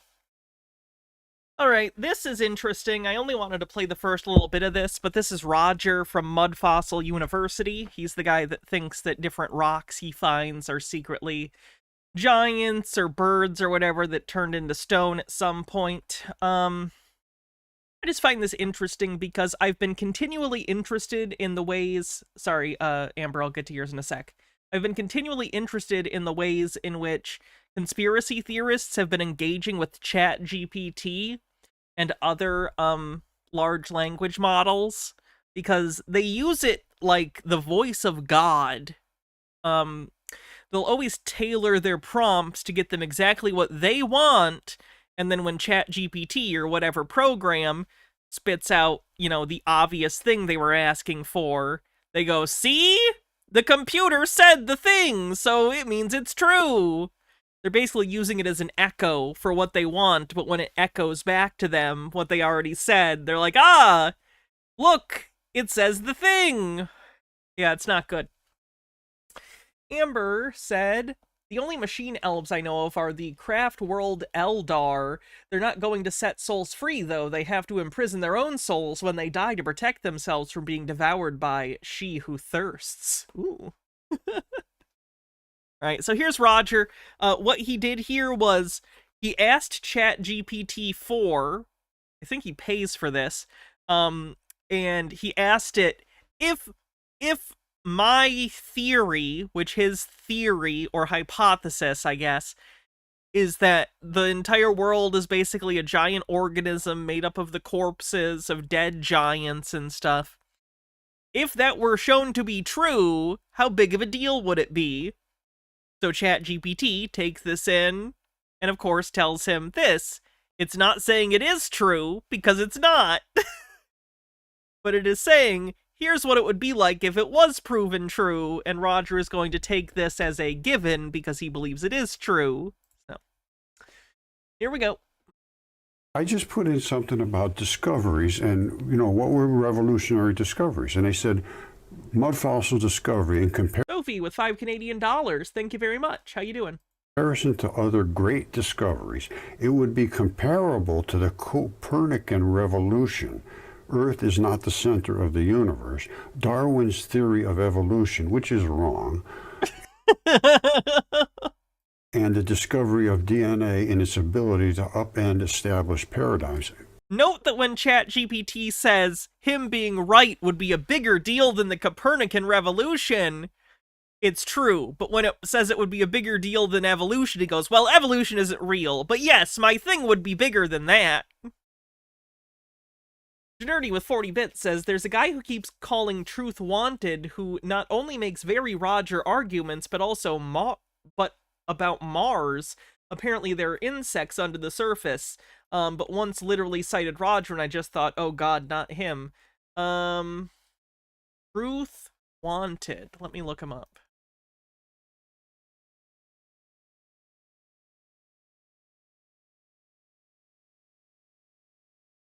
This guy? Let's do... Earth is a spaceship, and life on Mars. Conspiracy trouble coming soon?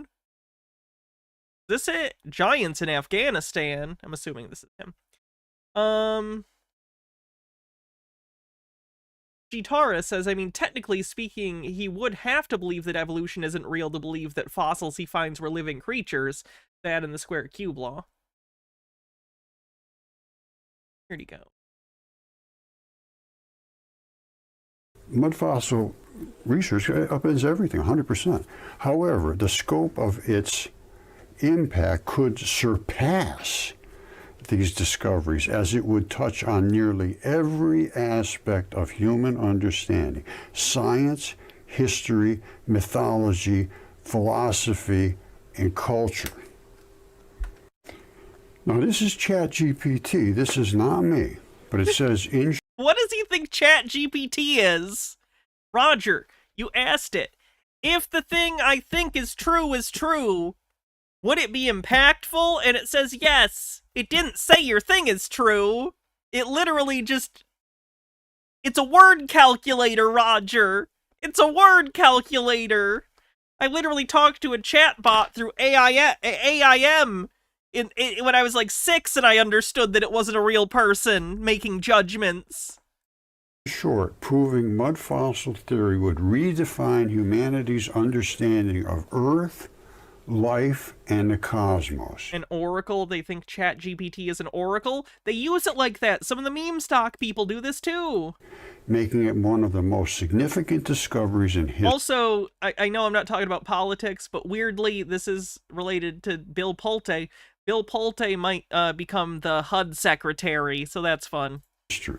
It would not only answer some questions, but likely raise countless new ones about our planet and its mysterious past. Not only that, these are all the other changes from Mud Fossil University. What Mud Fossils changes? Basic discoveries change many things. Geology is giant biology. This little triangle means change, is a scientific notation. A little triangle means change. 3 dots of a triangle means therefore. Anyway, so it changes almost everything. It changes chemistry. Because but it's not true. The geology is part of you haven't demonstrated it to be true. The chemistry. Understanding nuclear. Sophie, thanks for becoming a member on YouTube. Remember, everyone, if you want, you can become a member on YouTube or a paid patron, and you'll get access to the patron-only live show we're doing after stream today. We'll also be doing one this upcoming Sunday. Substitution and how the isotopes and everything worked to stabilize this. So that's part of it. There's a lot of chemistry involved here. There's a ton of biology, because everything is biology. You have to understand all the basics of biology. You got to understand everything. And I got some serious stuff to go along. Unstable Deadbeat says, that's it. I'm going to ask ChatGPT if Henry Cavill was attracted to me. Would he date me? Yeah, that's what they're doing. That's what they're doing. That's such a good example. They're asking, if this scenario was what I wanted to be, would it be what I want it to be? Like, yes, because you phrased the question in such a way to give you the answer you wanted, and you're taking the answer more seriously than is justifiable. And the microscopes and everything else, I got everything I need. It's not a big feature to do this. It's not the end of the world. But you can make it, Schaefer. So you need to understand the biology. Then you got to go into the history, the mythology.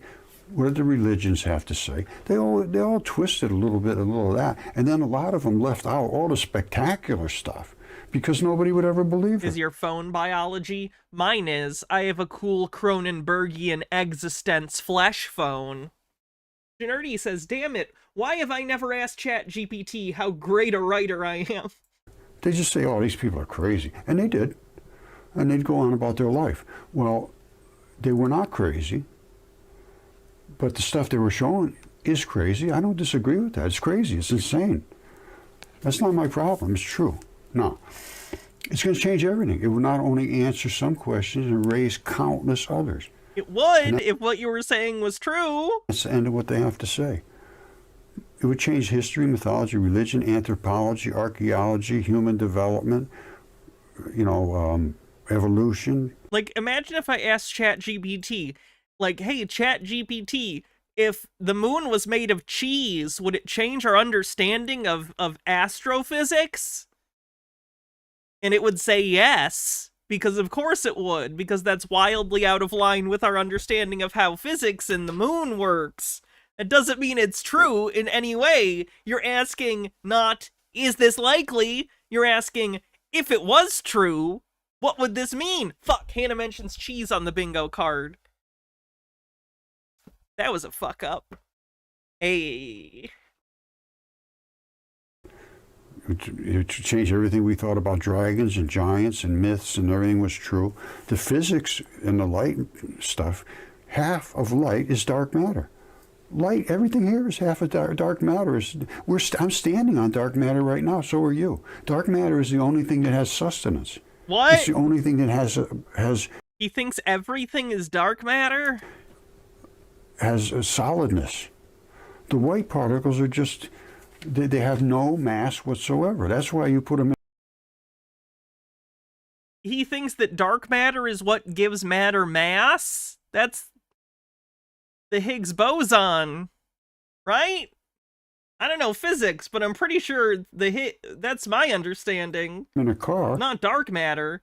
And my understanding is that dark matter isn't like one thing. Dark matter is a descriptor for any matter that we can't see or detect that we believe is there for reasons. They're legitimate reasons. I don't know them, though. The math, as it shows that there should be more matter, but we don't detect it, so they don't know what it is. So they call it dark matter. The car. Speaking of myths, have I been to the P.O. box lately? Not in a little bit. No.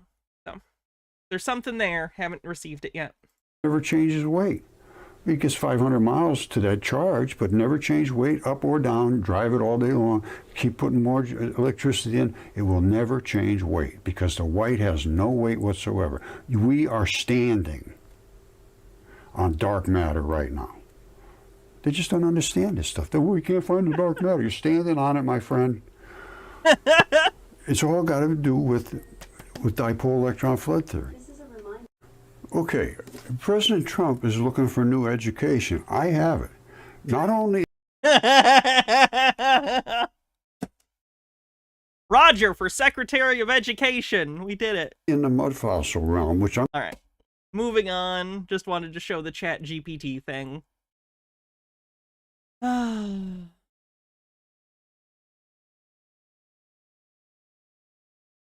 Video preview. Marilyn Manson video preview. Album is scheduled to be released February 14th, of course, Valentine's Day. But this preview video just so happened to be released on Election Day, November 8th. I'm going to get into that in a little bit, but first off, let's just take a look at the start time, or I should say the length of the video itself. Exactly 1:16. You know about the occult, you know about how these Satanists operate. It's about the law of reversal. Like I showed many times with Aleister Crowley. It goes back even further with Eliphas Levi. How they learn to write backwards, walk backwards, listen to phonographic records in reverse, practice speaking backwards, learn how to read backwards. They say the Lord's Prayer backwards in the Satanic Church. What it comes down to, states here in the Bible, Revelation 12:9, how Satan deceives the whole world, and this is very literal. And again, taking a look at the length of the video itself, minute and 16 seconds. This is again about the law of reversal, just like in Back to the Future, one of the most occultic movies of all time. One of my favorite movies of all time. Just so happens to be 116 minutes. And with credits? Many people probably have seen this before with the Twin Pines Mall scene with Marty McFly. You get your... I always thought it was the Lone Pine Mall. Just like Marilyn Manson, you get your MM for 33. Get it? It changes. Turn the two M sideways, you get your 33. You get your 116, just like the length of the movie itself. Why is it? Again, about the law of reversal, doing things in opposites. You flip it upside down, you get your coded for 9/11. It's all about... Oh, we did it! 9/11 out of nowhere on the bingo card. About the Bible verse from Revelation 9:11, where the Antichrist is named as Apollyon the Destroyer. And also Back to the Future with Doc and the two clocks duality, you get your, again, another way to get 9/11 in reverse. That's 11/9! If you flipped it upside down, it would be 6/11. You're not consistent at all. You just do whatever it takes to get to 9/11. Just like the hijackers.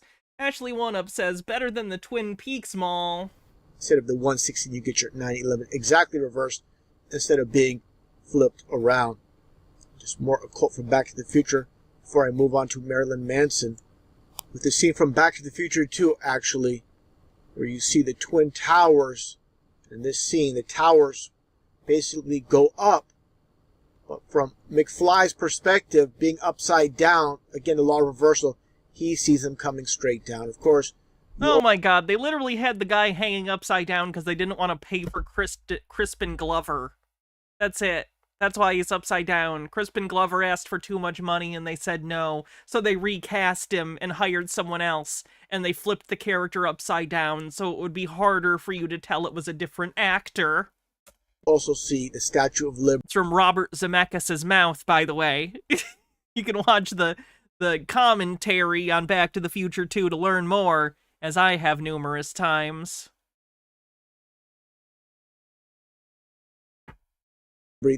The light, as in the light bearer, it's all symbolic, just showing this very top, the so-called Statue of Liberty. Nothing more than androgynous being of Baphomet, as I explained before in previous videos. You can Tammy says, clowny clown, clowns everywhere. look at my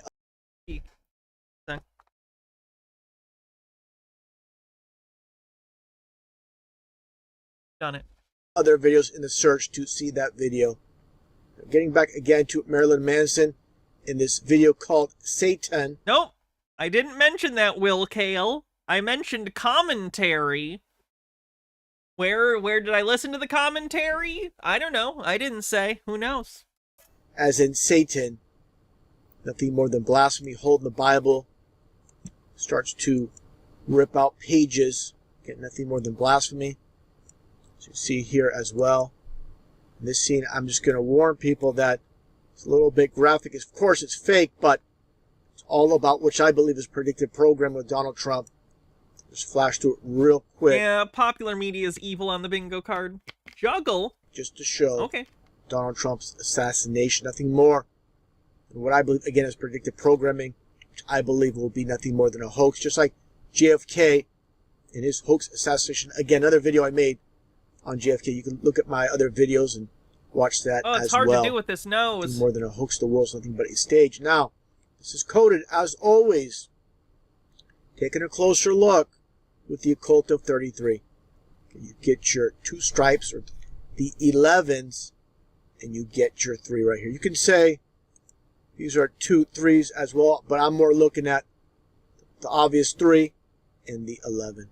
Okay? Just like in Back to the Future, once again, where they showed the 9 with this Western Auto and the fire on the street, you get your 911 code. And also in the back, you have your town, but the T for town is kind of drowned out. So you get your own. Again, the law of reversal, you get your NWO in reverse as well. Just like the 311 band with the 311 here. We did not unstable deadbeat. We did not. Hats off. DJ Shay, what do you want me to wear for the hats off? Whatever I want. Okay. You can see here with the double horns with one of the band members and the serpent on the shirt itself. These people are nothing more than sellouts. They are created by the so-called elite. They look for talent. They shape and form them into what you see on TV. Just like you see the entire concept of this one album cover, that 311, the all-seeing eye, lightning bolt, a reference to Luke chapter 10, verse 18, where Jesus beheld Satan falling from heaven as lightning. Now, moving along again. Kagami says, in other movie news, to feed Hannah's hate of The Rock, Red 1 is a disaster of a film, and likely part of the reason is that Dwayne Johnson consistently showed up 8 hours late to film, and was such an ass that he pissed in bottles and made the interns dispose of them. Yeah, The Rock seems like a dick. I've been on the page of The Rock as an asshole for years. No one believed me! Mostly because I had no evidence. It was entirely vibes-based. Glad I was right, though. And for those that don't believe this has anything to do with the Occult of 33, and Manson doesn't know anything about this, supposedly, give me a break. Take a look here, going back in time, to this album, dated November 13th, 2000, King Kill 33. And of course, a reference to Jesus Christ, who was crucified at the age of 33. Also, going back further, all about the 1/3 or 33% of the fallen angels thrown to earth from heaven. And again, getting back to the release date of the album, of course, November being the 11th month of the year, you get your 11, you get your 1, 1, and 1 for 3, and 3, you get your Cult of 33. And the album title itself, Holy Wood, a play on names with Hollywood. As I mentioned many times in previous videos, the Occult of Hollywood. Hollywood is nothing more than witchcraft. The ancient Druids, they used to make witches' wands and magic wands out of the holly tree. So this is, again, all about the Occult of witchcraft with Hollywood.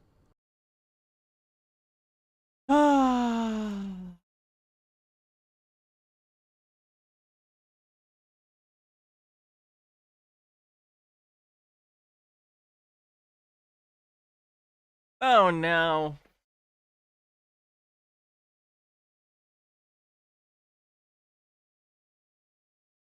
Let's do a bingo check before I decide what video we watch, because there's one I kind of want to watch, but it's contentious at best. Let's see, we have Flat Earth, accordion car,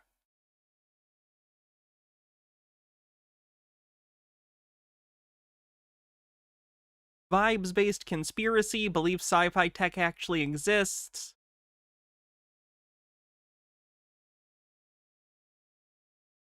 uses AI.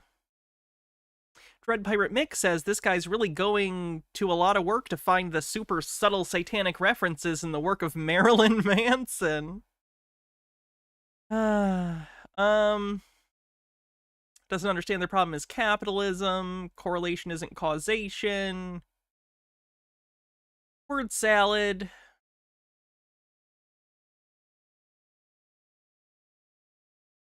(9/11) out of nowhere. No, turning the number upside down is not gematria. Our understanding of Eastern religion.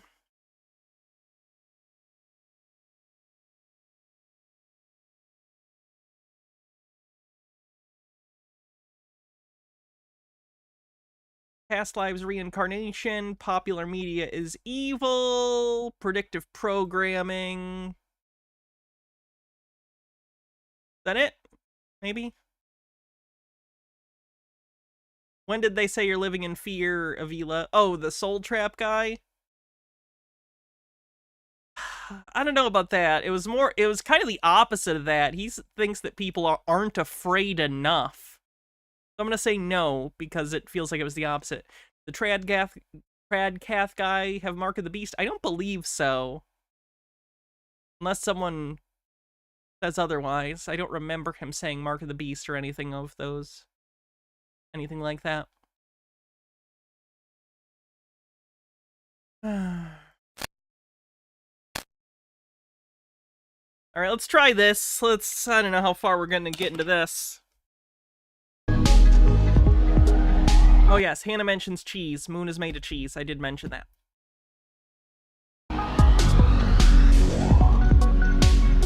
No, he didn't say the rocks trees were people, Ash. He thinks they were giants. Which he didn't even really fully say in that video.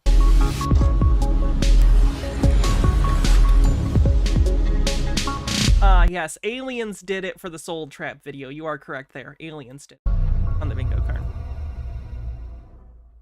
So this is a self-proclaimed psychic who is going to be channeling a particular historical world leader. The one that would make me pause when introducing the video.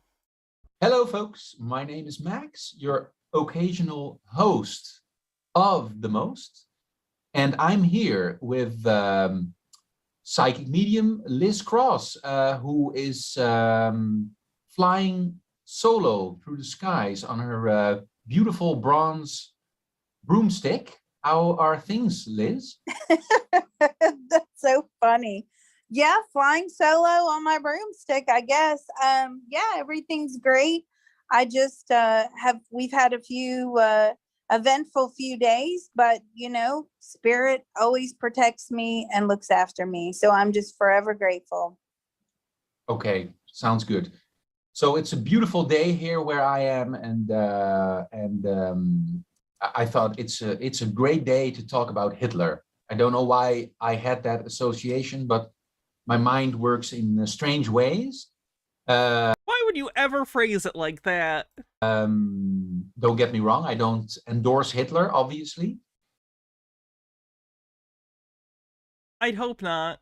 But he was and is an interesting character. We did a few great videos on Hitler. You do not, in fact, have to hand it to Hitler. About his death in Argentina in the late 50s, it was. Oh, no, they think Hitler lived until after the war, like decades after the war. That didn't happen. They have his fucking jawbone. Russia does. Under very dire conditions. We talked about his children before. We talked about where he would reincarnate. Hitler does not have children that we are aware of. And you can find those videos on this channel. I think there was a Hitler 1, 2, and even 3. I'm not sure, but anyway, just do a little bit of digging in the channel's history, and you'll find them. And people put forward a lot of questions for Mr. Hitler. You know, they're treating it with an odd amount of dignity, considering who it's supposed to be. It's not. Hitler's been dead for a long time now, but it's weird the dignity with which they are treating the name of Adolf fucking Hitler. Toreador says, Hitler 1, 2, and 3? No, honey, that was Rambo. I like the idea that Adolf Hitler named his kids like George Foreman. Questions that pertain to exotic tech that he might have had developed or that he was looking for. All sorts of stuff pertaining to conspiracy theories, actual history. Densetsu claims bingo. Can I see your card? Can you post it somewhere, either on the live stream chat or in Twitch? You know, people that want to verify certain historical questions. And also Hitler's opinion on current events. To be honest, I don't really give a shit what Hitler's opinion on current events would be. I'd imagine he wouldn't like it, because, you know, he didn't successfully exterminate all the people he wanted to exterminate. Ugh. Itara says, I think he means Hitler 234. That would just be Nick Fuentes, according to his own words. Let me take a look at the bingo card. Correlation isn't causation. Transphobia, transvestigation. Anna mentions cheese. 9/11 out of nowhere in the Matrix. I think you did win, Densetsu. I believe Densetsu wins. Woohoo! You know. I can't gift you a membership on YouTube, Densetsu. What would you like me to do? I can write your name down and either do, like, some kind of gift thing on Twitch, if you ever use Twitch, or gift it randomly, either on YouTube or Twitch. Hydrate, can do. Our modern day politicians and circumstances, and even crypto. Hitler and crypto, that's definitely something we're going to touch upon. So, yeah, I need to know what Hitler's thoughts on cryptocurrency are.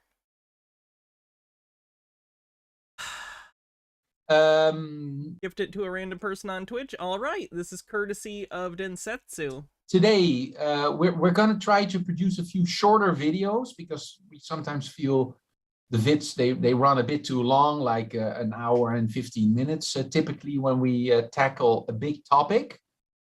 And we're going to break it up in like smaller segments. I think we're going to kick off with the exotic tech. So Hitler and the Ark of the Covenant and UFOs and hey, fun fact, Raiders of the Lost Ark, not a documentary. Rayline says, I'm gonna be honest, even if Hitler survived to make it to Argentina, he wouldn't have made it long based on the amount of drugs he was taking through the war. Yeah, I imagine losing the war would not have slowed down his illicit substance uses either. Activities. Underground bases, which we touched upon already during the last vid, I am quite sure, but we're gonna just touch upon it again. No problem, P. Johnny P. It was a random gift, and you won. Woohoo!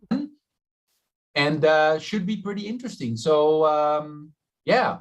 Liz, are you homed in on Mr. Hitler? Is anybody there? Yeah. He's been standing by. He's waiting to talk. So, yeah, he's here again. Is he eager to have a little discussion with us, eager to divulge. Ask him how he feels about Bruno Gantz's performance in Downfall. He is. You know, he's one of the easiest spirits to channel. It's funny because you would think with somebody with that sort of reputation wouldn't want to come forward, would hang their head in shame. That happens sometimes when I'm doing readings and a family member comes forward and they're looking down and they're scared to talk because, you know, maybe they were shameful in the lifetime that they had with the person receiving the reading, not Hitler. Hitler's like, yeah, I'm ready to talk. So that says to me, even though he has asked for forgiveness and he has apologized on request denied previous videos, he still likes that aspect of being listened to. Yeah, and as we established during the last vid, Hitler will be reincarnated in Sweden. And look out, Sweden, he's coming. I mean, that's kind of a very, I mean, it's a bit cold sometimes, but Sweden overall is a very, very nice place to reincarnate. Very high taxes, but overall nice people. Yeah, you would expect him to reincarnate maybe in some kind of hellhole, having a terrible life. But it seems that in that sense, creation is strange like that, right? What in the world is wrong with these people? And he will experience a very different side to that life than what he had in that previous life. And that's what we do. We experience major shifts and changes on the spectrum.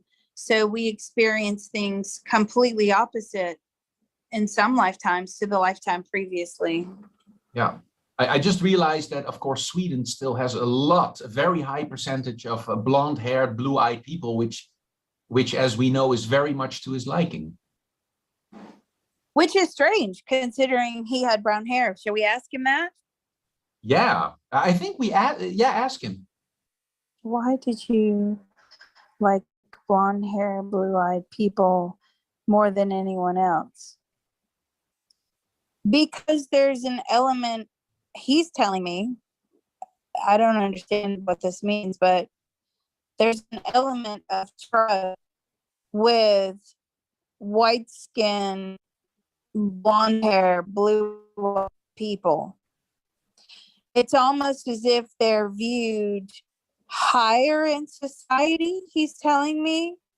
And I'm saying, but you want... What I find so interesting about these terrible conversations where you listen to these mediums claim they're talking to Hitler is that you get an idea of how aware of history people are. You kind of get the vibe of their historical understanding of a particular figure and how much it's been driven by pop cultural narratives. You know what I mean? I don't know. Green guy with a $10 tip says, Hannah, I hope you're happy. I'm just trying to say hi, but hi. Hello. I'm blonde. He always wanted to be blonde. I was like, could you not just pour some bleach on your hair? And he was like, no, I would look silly. So. Yes, Flunky Footy, the Neanderthal medium lady, also talked with Hitler. What can you do with that? But for some reason, it's almost like, and correct me if I'm wrong, because I don't actually know this too well. What is it? The caste system, you know, in a lot of countries, there's that lighter skin are more revered and the darker skin are looking, you know, they're the more poverty stricken. I mean, I know some countries do operate in that way. I'm not saying I agree with it by any stretch of the imagination. I think it's horrid and it's backwards, but why would you even think of studying that way? But at that time, see what I mean? This is just elucidating about what the fuck she thinks about the world, and it's bewildering. It just that was the perception. Yeah, well, there's countries, of course, like darker skin normally Alright, I'm bailing from this, but god damn it, it's painful. If anyone out there is intent on being a fake psychic, which is the only kind, don't pretend to talk to Hitler. It makes you look like a jackass. It makes you look like a fucking asshole. Don't do that shit.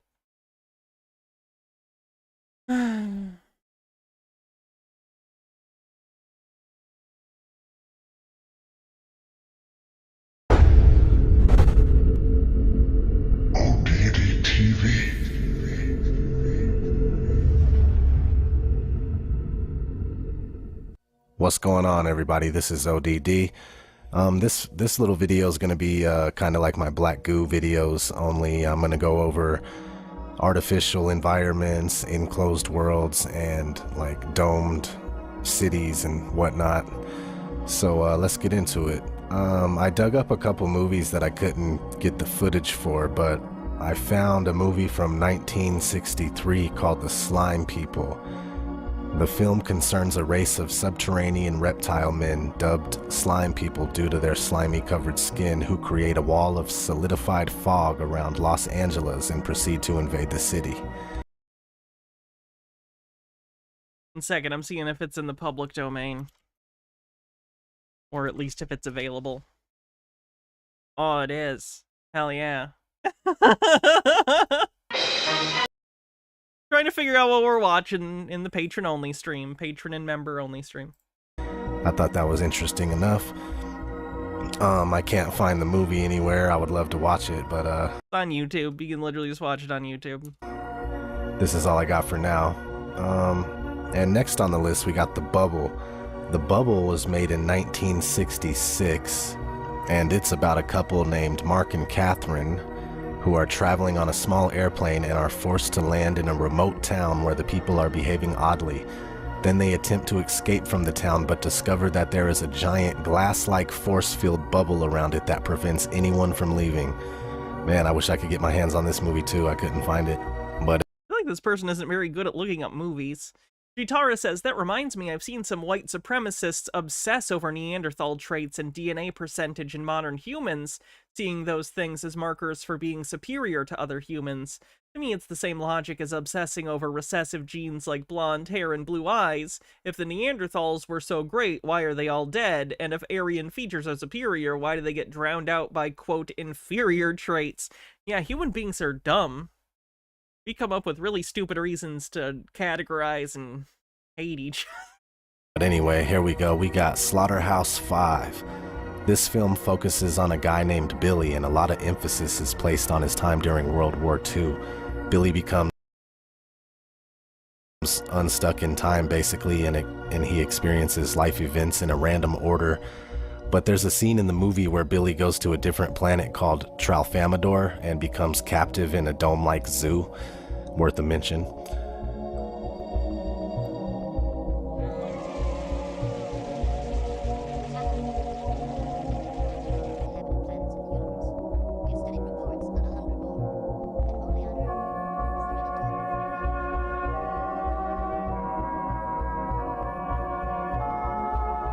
Logan's Run.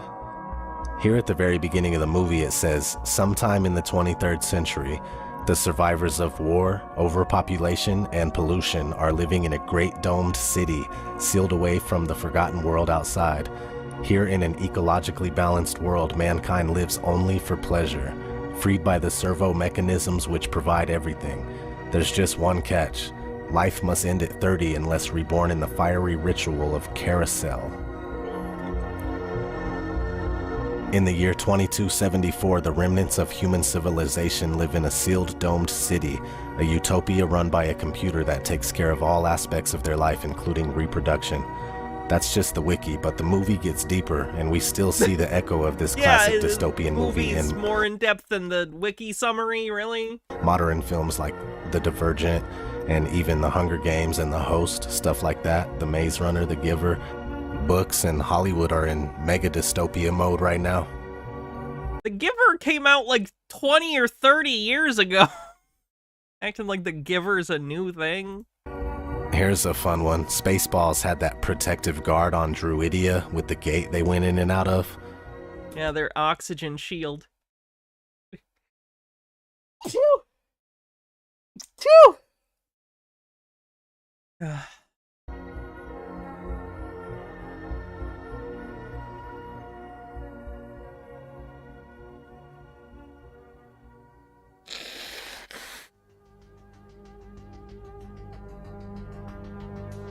Total Recall had that Mars colony dome. The Giver was published in 93. Yeah, so like 30 years.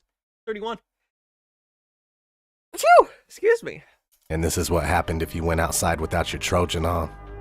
I mean, this is literally because they're on Mars. This is because they're on Mars.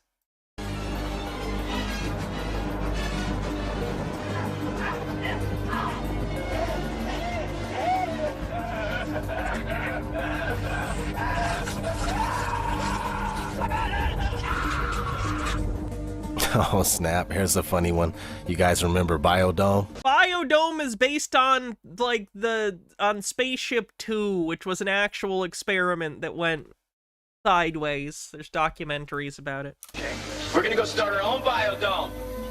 One with a dome within a dome. So don't come knocking on our door. Do you understand? All we need are 2 helpers. Yeah, so girls come with us, because, well, as you know, girls are an integral part of nature, too. If you guys are really sci-fi lovers, then you know about Dark City. It's about these hive-minded parasites that control the enclosed city and alter human memories. We get a little peek at the artificial enclosed environment right here.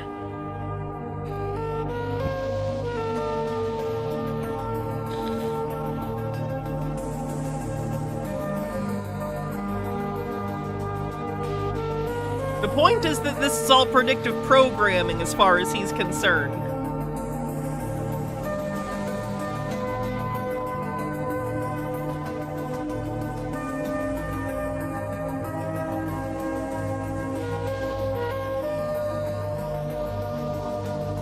I don't want to know. I have not seen Dark City, and I feel like it was just ruined for me. And begin to question until he's what looks like his 30s.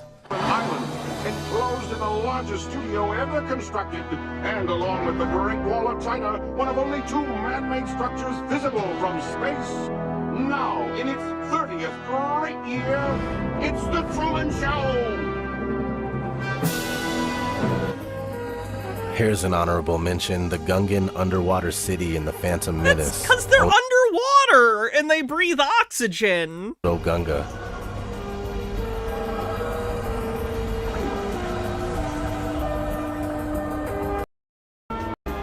The Island.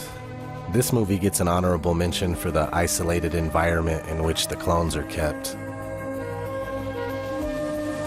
Battle for Terra. Here's a Holy dome. shit, it's literally just someone they literally are just listing. Babylon 5 has a huge facility. I hate these people. Mass-produced conspiracies are so much worse than, like, the grassroots stuff. Alright. Let's... Folks, sometimes I just feel so sad for this generation. They're getting swept away into these false beliefs and Luciferian rituals even, as we've seen in the past few weeks on the Rise channel. So many people are caught up in this deception that is coming upon the world. And that's what we're trying to do here, folks. We're trying to raise awareness so that people might be able to discern the false philosophies and the lies that people are being brainwashed with in this society. If you stick with this video for a few minutes, I'll show you plain and simple what this agenda is about. Man trying to elevate himself and to achieve immortality without Jesus, without the forgiveness of sin. They are working as the false light. You know, Satan masquerades as an angel of light, and it really is that simple. They think they're on the good side. They think that they are on the winning side. They think that they are light workers. They think that they're in for this wonderful new age, this new Aeon of Horus, and they're deceived. And this is what they were showing in the previous video that we covered. They had the light on their foreheads. Now you think about that. This is all inverted, folks, because they turn everything upside down. As Jesus said, if the light that's in you be darkness, how great is that darkness? This is a false light, quite simply. They've got the light on their foreheads. Now you think about it with the mark of the beast. You know, the mark of the beast on the bingo card. On the foreheads. And, you know, with the right hand can denote actions. So, with their actions in this ritual before, they were building the Tower of Babel, the New Babylon, for the Antichrist and the false light of the new age. And so that with their actions, they're serving the beast, and they've got this mark or this light on their foreheads, just like the mark of the beast will be on the foreheads. So you think about that. They think that is light. It's almost like they think that is the seal of God. They think that... I think they think it's part of their costumes for the performance they're putting on. The mark of the beast is a good thing. Nice they think that they're on the winning side, rising above the tyranny and the oppression of the demiurge and rising into this new age. They literally turn this upside down, and that's a key thing to remember here, folks. And they think we, Christians, are on the bad side. It's because everything is upside down. They switch darkness for light and light for darkness. Does it not say in John 16:2? That was a different channel of the same event, or it might even be the same channel, but a different video covering the event. Yea, the time cometh that whosoever killeth you will think that he doeth God's service. You know, these people are completely deceived. This New Age theosophists. This big popular rave, again with the young people being indoctrinated and brainwashed and mind-controlled with this propaganda. Brainwashing is anything that isn't in my worldview that other people enjoy. That is leading them to want to serve the beast. And that is being pushed into their minds. You see in this image, that emblem at the front of there, that is from Babylon. You really think that that's what that's supposed to be, man? Look, once you start to see that these things are all tying back to this kingdom of darkness, to Babel, to Babylon, and once you start to see that all of these things, they're all part of the same thing, the same deceptions from Babylon, it becomes so much more simple, and you realize that the Bible has had it right all along. You know, that represents the sun disk from Babylon and this false religion, the religion of Babylon, that this is it all ties in together. It's very similar. Phyllis Filler says, meanwhile, in the kingdom of Harkness, orgies. I didn't understand that reference. You'll see there the Society of Jesus, the Jesuits, they use that sunburst. And you'll see there in this Masonic emblem, you've got the two pillars either side, you've got the sun in the center with that very similar sunburst again, that same style. Really, this is tying into a new Babylon, the resurrection of Babylon, so to speak, the Babylon reworking, that this final kingdom comes upon the earth. So why does this, in this modern day and age, in the middle of a modern music festival, a dance festival with young people, why are they showing the sun disk from Babylon? You're comparing two shapes that are only vaguely similar and saying they're the same thing. At the front of the concert, where everyone is giving their energy, they're all enjoying it, they're all, you know, shouting and screaming and dancing under the hypnosis of the music and the substances that they're probably taking. Why is there a sun disk from ancient Babylon? There isn't. It's just a symbol that you're saying looks the same, but you're saying it is the same. It isn't. You are delusional. At the front of this music concert. Because this reveals the very simple truth, folks. This is a battle between two kingdoms. That statue in the book of Daniel, which represents the kingdoms of man, the head is representative of Babylonia. And this same system, this religious system that has come down through the ages, and it's still part of the same thing. Alas, alas, that great city Babylon, that mighty city, for in 1 hour is thy judgment come. So judgment is coming to Babylon, folks. But anyway, I just want to cover quickly this ritual that I've seen. Someone sent me this. They went to this event. You see the symbolism. Green guy with a $10 tip says, Christ says love everyone, but those whom are rich or hurt kids and women, not the other way around. That they're using. But they even show in the, in the trailer for the event that this is a ritual, you see? They've got a new ritual. Hell is coming to Frogtown. I have that movie. And they've got that Rowdy Roddy Piper wearing his chastity belt in that movie. The wings of this phoenix behind it. The new ritual was born. And they've got that Babylonian symbol of the sun god, and it talks about forging a new reality. So this is about that new age, that Antichrist age, that Aeon of Horus, the sun god. This counterfeit of the millennial reign, which, the enemy only comes to steal, kill, and destroy. He counterfeits, he copies. This is counterfeited, this is copied. You see the third eye symbolism that's being used.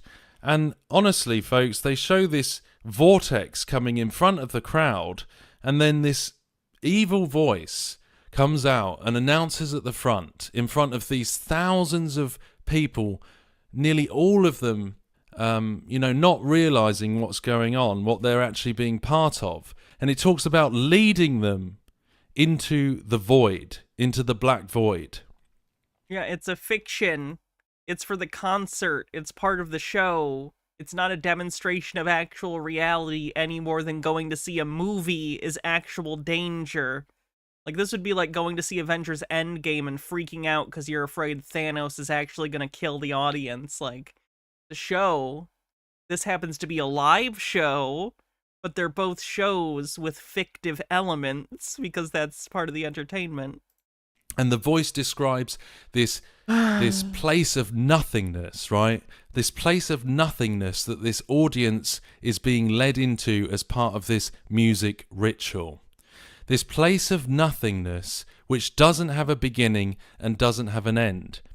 And so basically it's describing, from my point of view, that they are being transported, at least visually at this ritual, into, or conceptually even, into the bottomless pit. The place that has no beginning and no end, this void, symbolically to the bottomless pit. And as this then counts down from 10, and it gets everyone worked up in the audience into a frenzy, counting down from 10, 9, 8, 7. This veil drops down, and they going through the veil into this pit, bottomless pit essentially, and this massive symbol of the ancient Babylonian sun god lights up in all these colours in front of everyone, and has almost identical to that image from Babylon, from ancient Babylon. This is thousands of years old, folks. Thousands of years old. The sun god, the sun disk from ancient Babylon. Why, oh why, is that being shown in the year 2023, 2024 at these music venues? Because it's the same gods being worshipped, and that's what they're showing. The same thing we keep seeing over and over again. Revelation chapter 9 verse 11, just like in the Olympics closing ceremony. And they had a king over them, which is the angel of the bottomless pit, whose name in the Hebrew tongue is Abaddon, but in the Greek tongue hath his name Apollyon. Apollyon the destroyer. The angel of the bottomless pit. And in this ritual, again, they just start it off, making it known that it's a ritual, that you know, the people there, they're partaking in a ritual, whether they realize it fully or not, and then they start describing the bottomless pit, going into the pit, into the void that has no end, you know, where there's no consciousness or whatever they say, and then they drop the veil when they go into this place, symbolically, and they show the Babylon, ancient Babylon sun disk, winged disk, which represents the sun god. This is their gospel. Pretty sure it's just supposed to be like cool visuals for the concert, but whatever. Folk. To be clear, if you ask the people behind the concert, I'm sure they have some sort of story thematically that explains the visuals specifically, but not demonic or Babylonian. This is their gospel. Revelation chapter 9 verse 11 is their gospel. They want to bring Apollo, they want to worship Apollo, they want to make Apollo king in people's lives. They want to manifest this thing. They want to bring the Antichrist. But remember that they are not the ones in control. As I conclude, you know, God is sovereign. You know, this is not an equal playing field. The enemy is a created being. Remember, at the cross, Jesus Christ spoiled principalities and powers. He made a show of them openly, triumphing over them in it. You know, it is finished at the cross, folks. Jesus is the King of all kings. Great, stop talking about it then. It's all done. You think it's all done? Great. Why even bother? Why worry? You're good. Jesus has won the victory. That's something I've never understood. If you think that, like, that's it, it's destined to be, like, good and fine, then why are you even talking about it? You're good. Hydrate. Can do. At the cross. It's the Lion of the tribe of Judah who opens the seal in the book of Revelation. Remember, God is the one that's sovereign over all things. You know, as we show these things, the idea is that we bring you to the truth that the Bible says everything we need to know. You know, we know that Babylon is going to be judged. Scary worldview. In this world. Everything you ever need to know about anything ever is in this book that we put together a long, long time ago. No updates.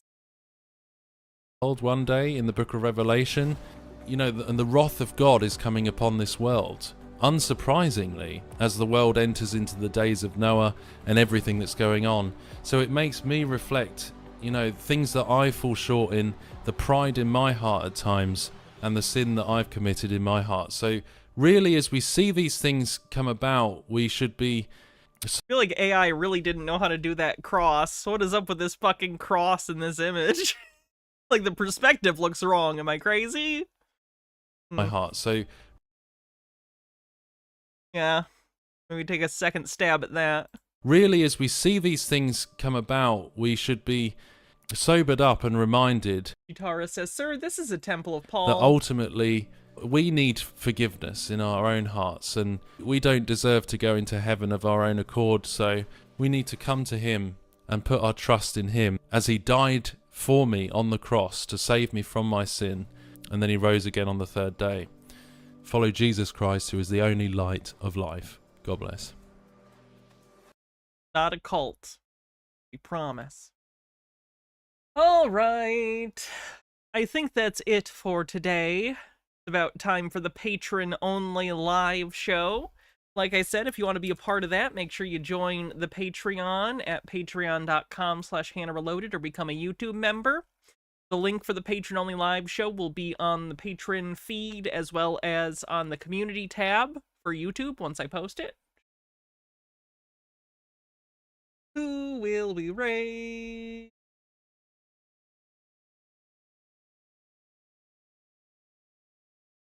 And etc. I haven't rated the Zachary Mike in a while. Sounds good. Alright, have a good night. I'll see some of you soon at the patron and member only live show. We're gonna watch a movie together. The rest of you I will see tomorrow. We'll be streaming maybe Sovereign Citizens. I'm not sure yet. I haven't fully decided, but we'll be doing something tomorrow. Thanks for hanging out. Had fun. Have a good night.